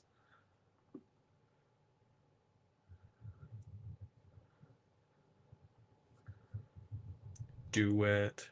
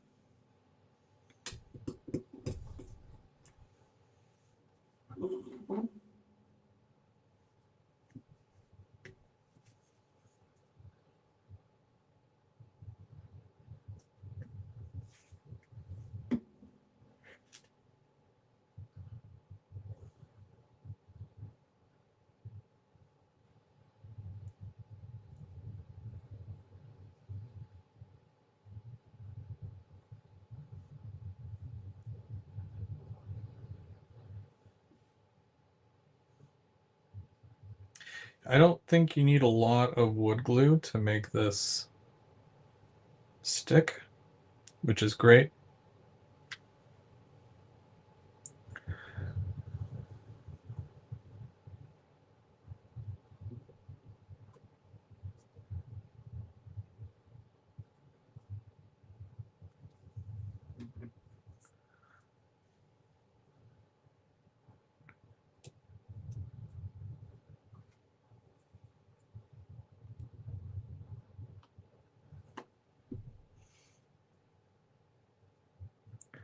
Let's see, Kato is knocking out of the park with the N scale right now. Yeah. Are you going for the Every Child Life Matters and the Hapag Lloyd locos? That would be so cool because we're probably never gonna get those in HO. So you might as well take advantage of it. Intermountain scale logos.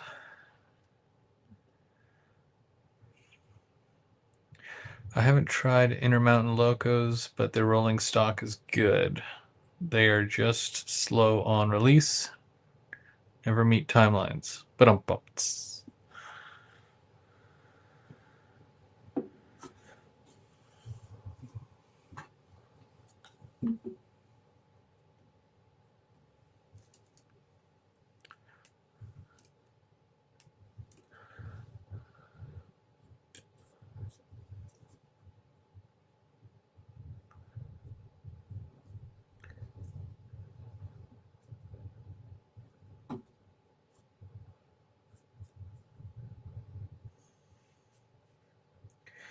So this is somewhat of the fun part of this because I really like the building side. Painting's okay too. I don't mind the painting. There's a bit more work involved when it comes to painting, which again I don't mind, but I prefer if I was just building the kits. That'd be great. I would do that all day long.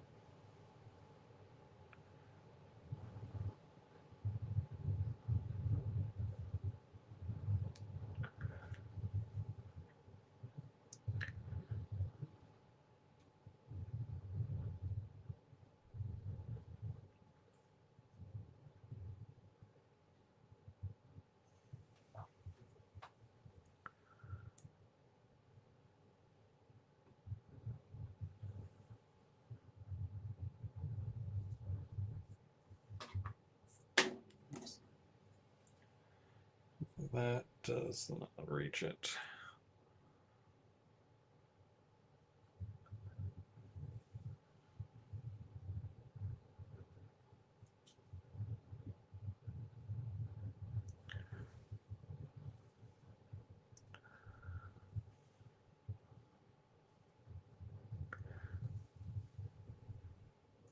Yep, you got that.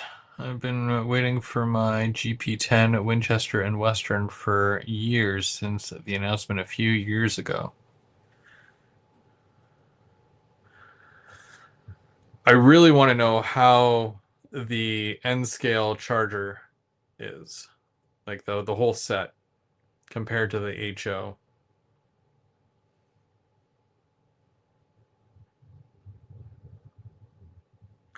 I'm sure somebody will get it eventually. But who and when?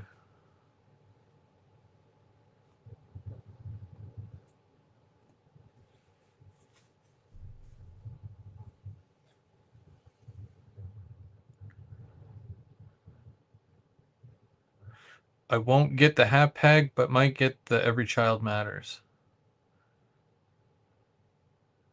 I'm pretty sure I've seen both of those in person. Um, Perry, can you confirm that? Did I see both of those in person? Perry would probably remember. Yeah, I'm pretty sure two different times because we're like, oh, it's orange, so it would have to be the Every Child Matters, and then one time it was the Hapag Lloyd unit, and we're like, okay, that's cool too, neat.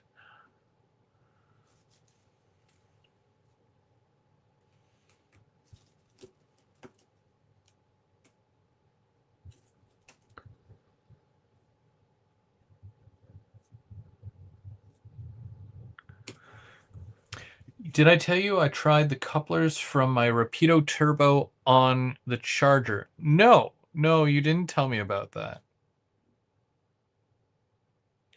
I don't have Go Via Go Home money, so that's not happening. I don't even have Go Via Go Home.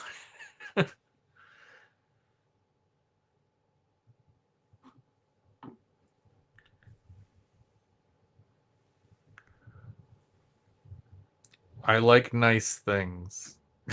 I don't know.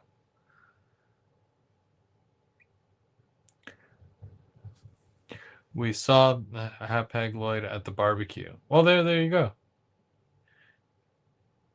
So, well, tell me more about the coupler thing. So, like, did the couplers from the turbo work on the Charger?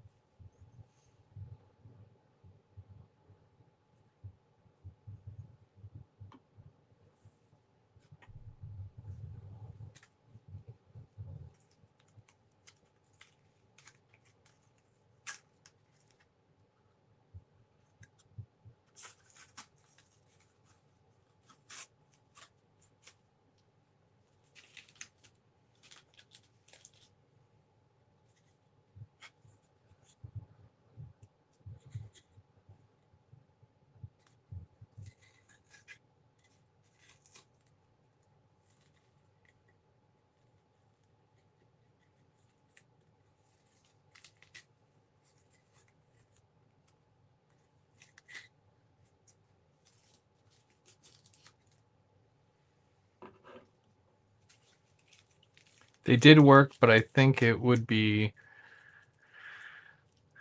about the same as the Rocco ones. Oh, okay. The Every Child Matters is the only CP Heritage unit I have seen in person. Lucky catch in Hamilton one day. I wondered if they are donating anything from the sales to any Indigenous charity. They're never very vocal about that stuff unless, it's in a interview of sorts, you know?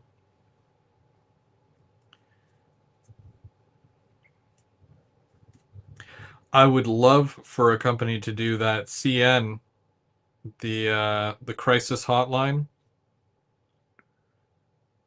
It's an SD75I, I think CC. I don't know what the CC is, but I know what the SD75I is, and I know that both Walthers and Athearn make the SD75I. But will either of them do it? I have no idea. I don't have the foggiest.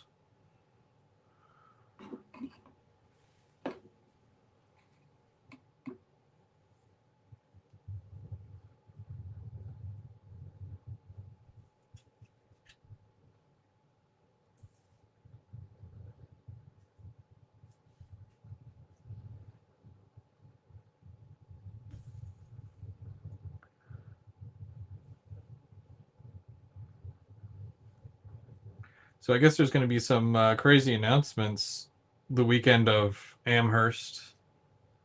There usually is.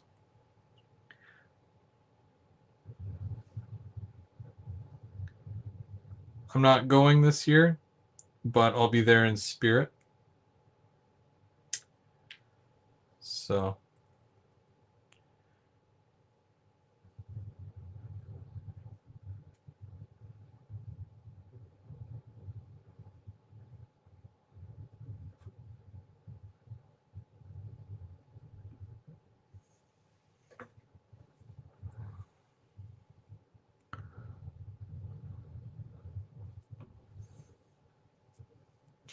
it depends on copyrights.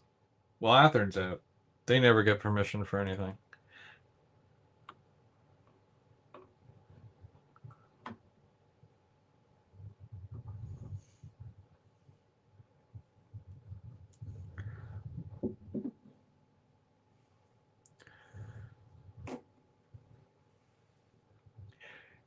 You never know, Chris. Scale trains might take a crack at it. Well, if they do, that would be the kind of locomotive that would break my seal with scale trains. You know what I mean? Like I've never bought a locomotive. You guys know I have some tank cars that are by scale trains, and I got a couple on pre-order as well. Um, Brendan, even though he's overseas, he's still pre-ordering stuff for me. It's okay. I ordered him some spine cars, so he's still buying train stuff, even though he's not even in Canada right now. I think it's hilarious. Um, yeah, so I have a couple of the, you know how they just announced ethanol cars? I pre-ordered a couple. Um, but yeah, if Scale Trains did announce the SD75I CC CN locomotive, that would probably be my first Scale Trains loco. I can guarantee you of that because that is a sweet, sweet locomotive. It'll be a few years before I consider going back. Expensive weekend. Yep. Oh yeah. Scale Trains doesn't get permission either. Yeah, they just a lot of them I just don't think they care. And then when they get served or whatever, or when somebody calls them out on it, they just remove it from their site and they're like, "Oh well."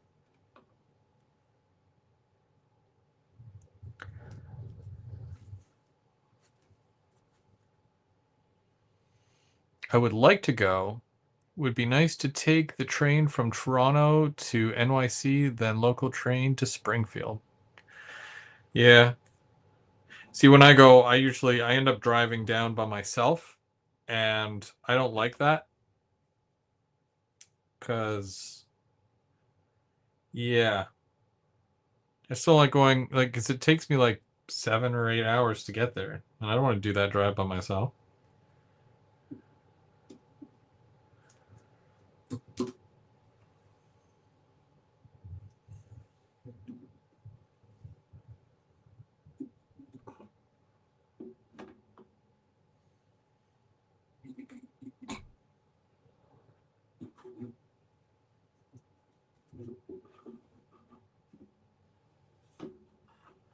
If I lived in the Toronto area, I know that there'd be somebody that would go with me.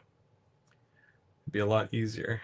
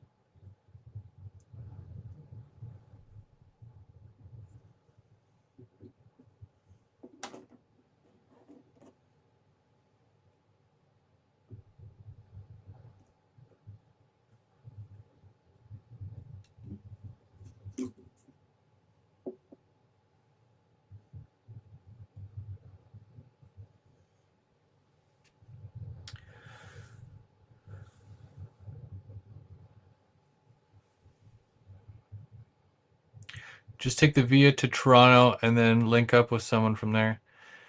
The problem is that from all my years of driving, I've become dependent on the fact that if I drive, I can drive and I can drive anywhere at any time. So that's why I'd like to drive there. If I take the train, then I end up having to walk, you know, somewhere. I don't want to walk. I know I sound like the laziest person. No, I become too dependent on a vehicle. And when I have the option to drive, I'd sooner just drive. That's it. That's my story.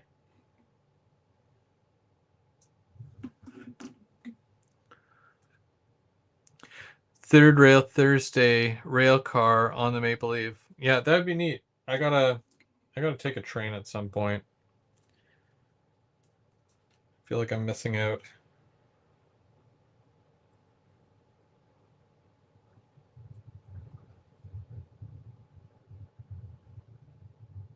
I'd love to take a trip on the new Charger. That'd be cool. Because I've been on the or in the LRC cars before, from Toronto to Ottawa.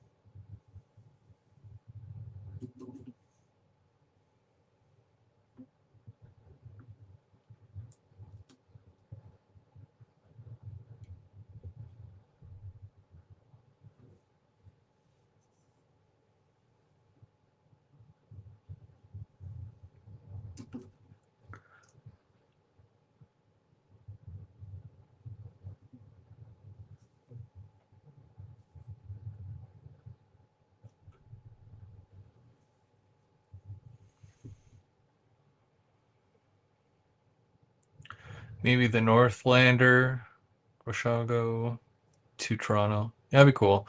Because well, even North Bay, right? If I drive out to North Bay, that's about 3 hours from here, and then take the train from North Bay down and then back again.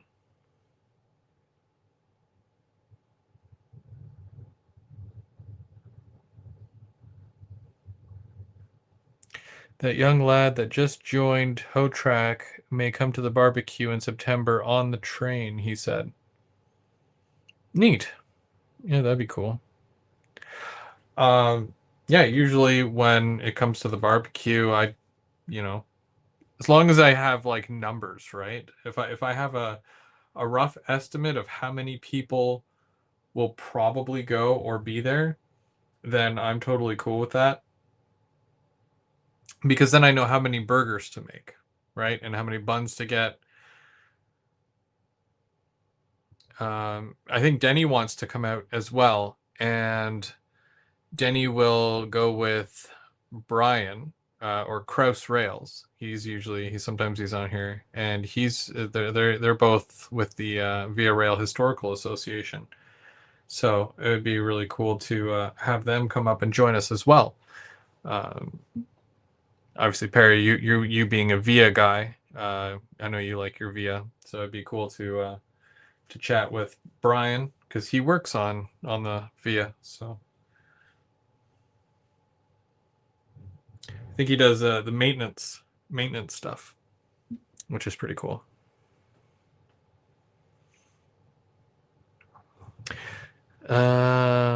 Chris, you should take the train. A few of you guys should try next year.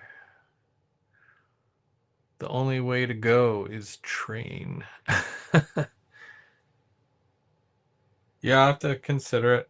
Check my options, see what my options are. Again, when you get so used to driving everywhere, it's almost like a crutch, right? Like I'm like, no, I'd rather just drive.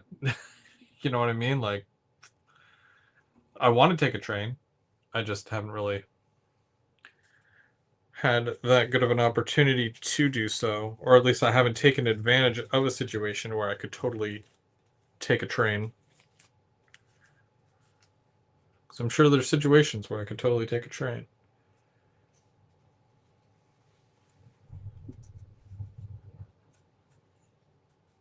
Oh, Danny's gonna drive you. So, are you coming then with Denny and Brian? Because Denny was gonna come last year. Was it last year or the year before? I can't remember. And he was going to take the train up. Why do I think that this year is going to be the biggest barbecue year? Oh, man. You know how fantastic that's going to be? I'm so excited. I'm pre-excited for how awesome that's going to be. I'm going to need extra burgers. Better start collecting burgers now. Would it not be better to go to Montreal and then down on Amtrak? Probably because Montreal is 2 hours away versus Toronto, which is 4 hours.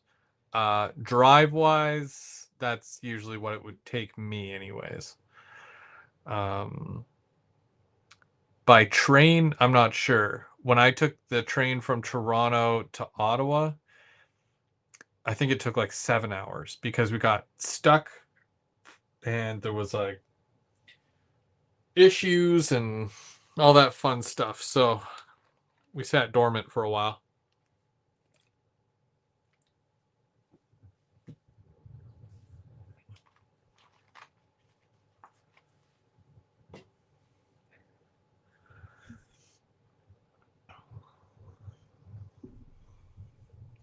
I don't know if you guys can see this or not, or how cool this looks.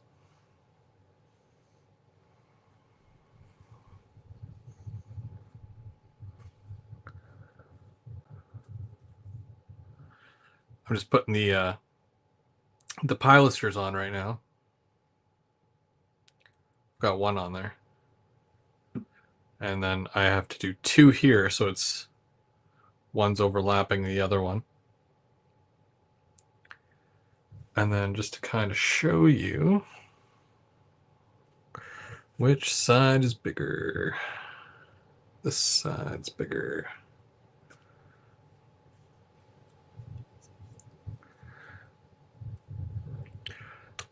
So the cool thing with these windows, and I don't know if you saw my last one, right?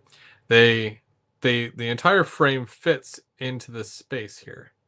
But then what you do is you take the top part and the bottom part, and then you glue them in there as well, flush to it, and they kind of stick out a little bit from the main part. And it's really neat how that happens. So it adds more depth.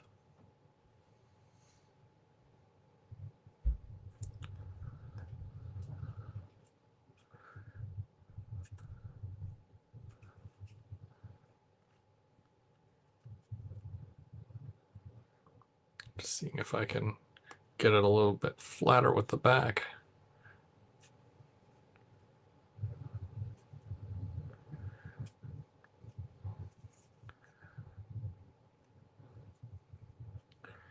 It's not too big of a deal because I don't think that's going to stay in there right now, but I did want to put the window in just to kind of show you. And it does have that, it's more of a brown. So like I said, I used the brown for the detail stuff. It'll be a lot nicer because you want it to be brown and then you can add rust on top of that, especially for like the fire escape and whatnot. And then you do the sponging with the rust, and it'll look really, really good. But well, obviously we'll get into that, at some other point. But yeah.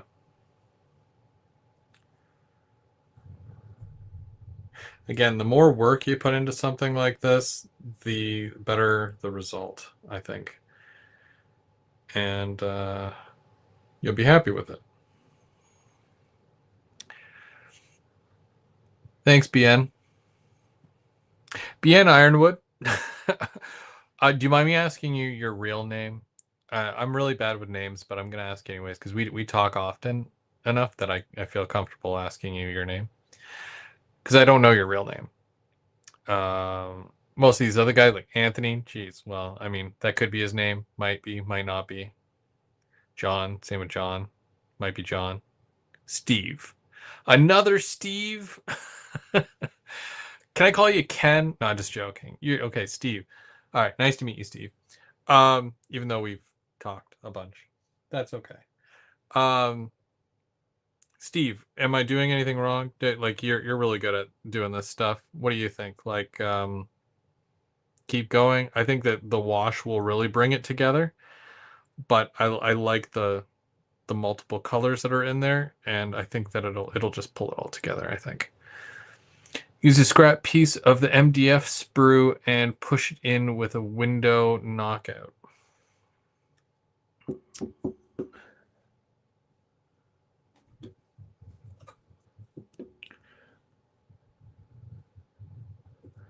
Okay, yeah. Because just want to put it flat with the back here, right?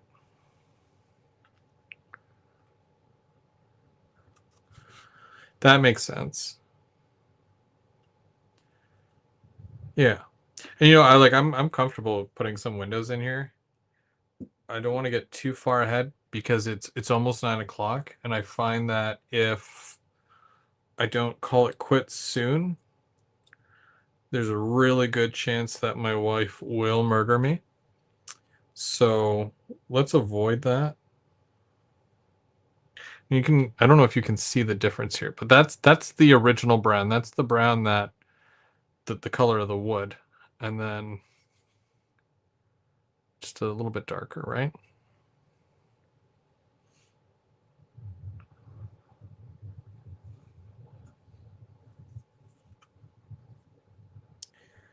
Okay, so that's the smaller end, and the bigger end should be on the top.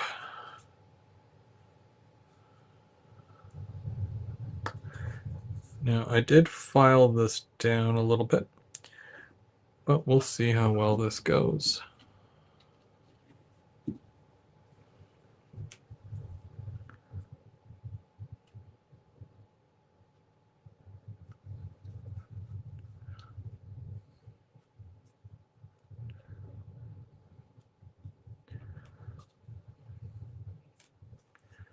Yeah, I think that looks really good. You can kind of see the windows there. So they're flat against the back here because I put this like this, and then I pushed it in all the way using a scrap piece. I'm pretty sure that's what you meant.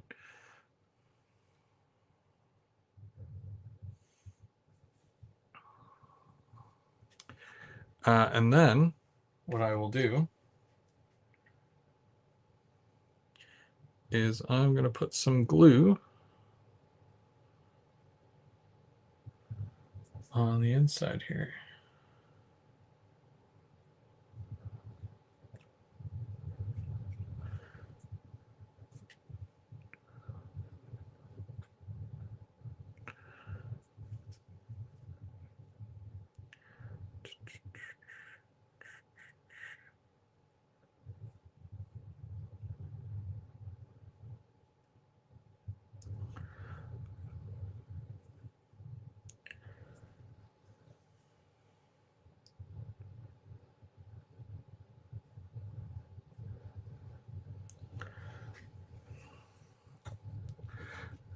Okay, so that's good. And because the pilaster is already on here, I don't have to worry about kneading these spots anyways. So that's good. That's probably dry now. It's getting there. The whole thing is getting there. Slowly but surely it is getting there. And at some point what I'm going to have to do is I'm going to have to connect all three of these pieces to get more of these pilasters on. Because then I have to connect along each piece here the I don't know what you call this stuff, but yeah, and then it's layered. So I got the thicker one that goes on, and then the thin one that goes at the very top, and then this that goes right along the edging here as well. So lots to do, lots to cover. Um, yeah, I think for the most part, I will be doing these etching pieces, the pilasters, and also windows. But I will have to continue next week, I think, after I do this one. After this one. Gotta do this one first. I need a bit more glue, though. Cornice. So many names. I don't know how you guys remember everything. I think it's because like work for me lately has been, let's say, trying. Just because I'm learning not just one department, but I'm learning two different jobs. And in some days, I'll be wearing one hat, metaphorical hat, that means I'm doing one job. And then I could be in the middle of doing that job, and then I have to change my hat over to another job, which I'm also learning. And it's a lot. So I have so much on my plate, it's ridiculous.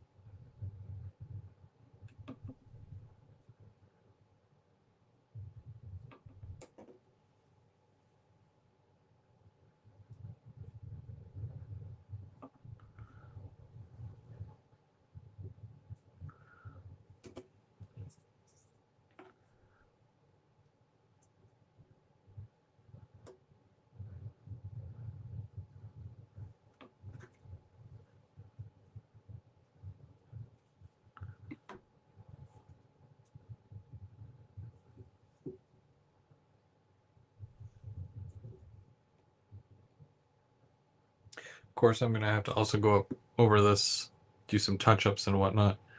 But that's all in time as well, right?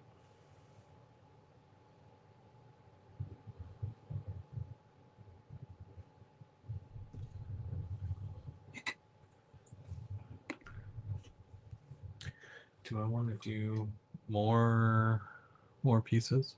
Yeah, I do. Whoops.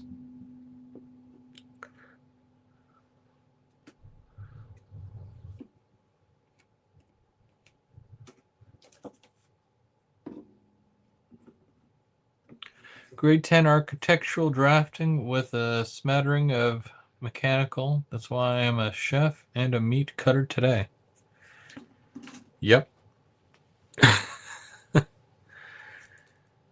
I always find that a lot of people, when they were in school for certain things, they don't do that now. So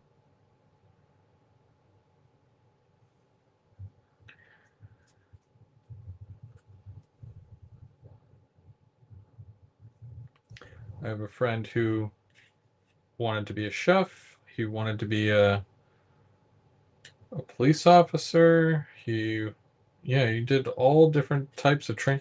He's a drummer. He can play almost any instrument.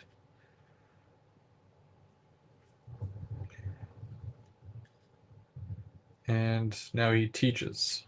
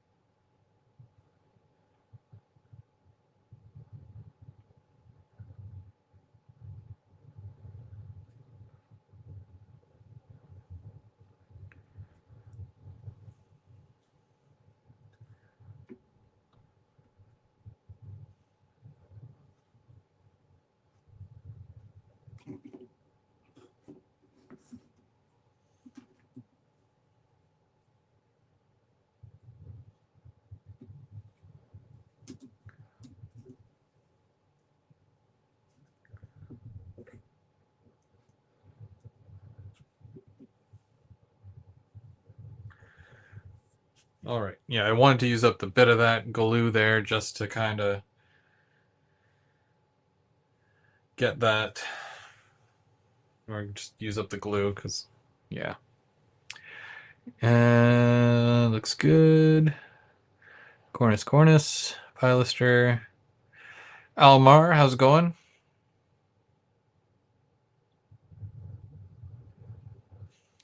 You missed all the fun stuff. I sponged about 3 different colors here onto this, and yeah, now I'm gluing pilasters on.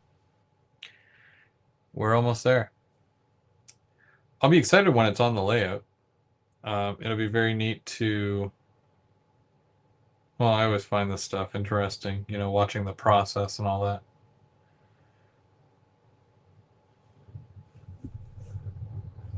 There's so many detail parts. I don't even know where to start with all that. I don't even plan on using all of it. There's a lot that I do want to use, and then there's some that I'm like, nah. Like Steve was mentioning the whole there's light fixtures for this, and then it allows you to put your own LEDs in. But I normally just get the goosenecks from Woodland Scenics, so something like that there. Will I use it? Probably not.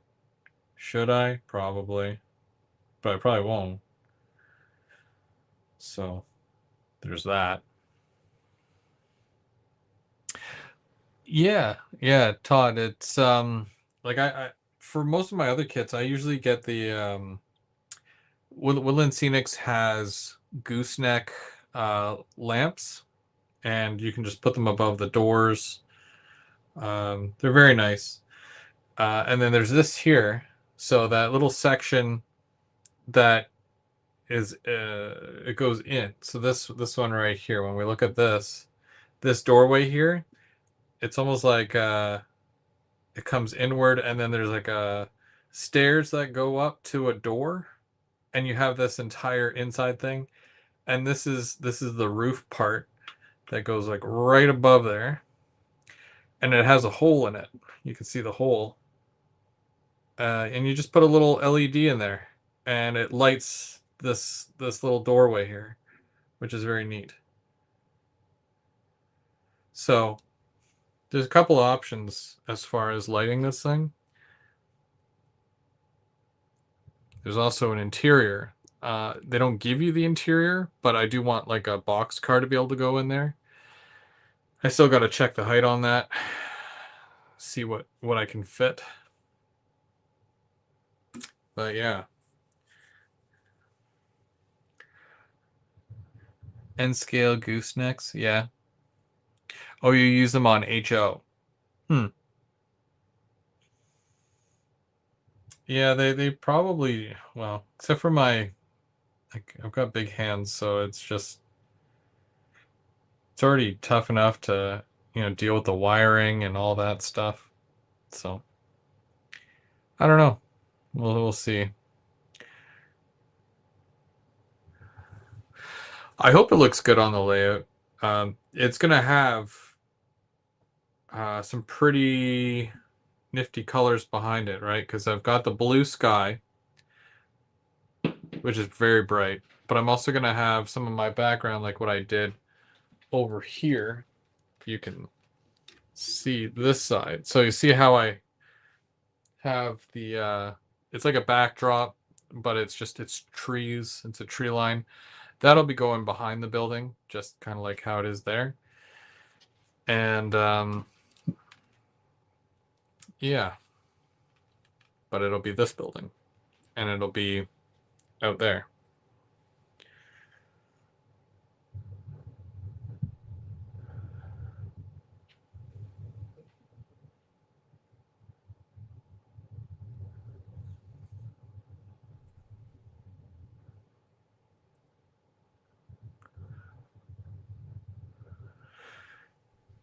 Yeah, does it feel like Saturday? I don't know if it feels like Saturday. Like I'm on a 6-day work week right now, and today was what, day 3? Oh, fun. We're halfway through. So yeah, it's been a long day, but tomorrow's another long day, and then there'll be another couple of long days after that. So just kind of managing, kind of making that work.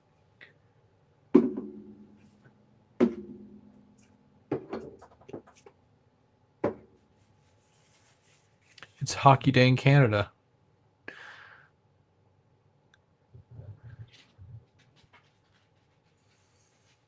All right. Well, I think what we'll do it's a quarter after 9. Well, 9:16. Either way.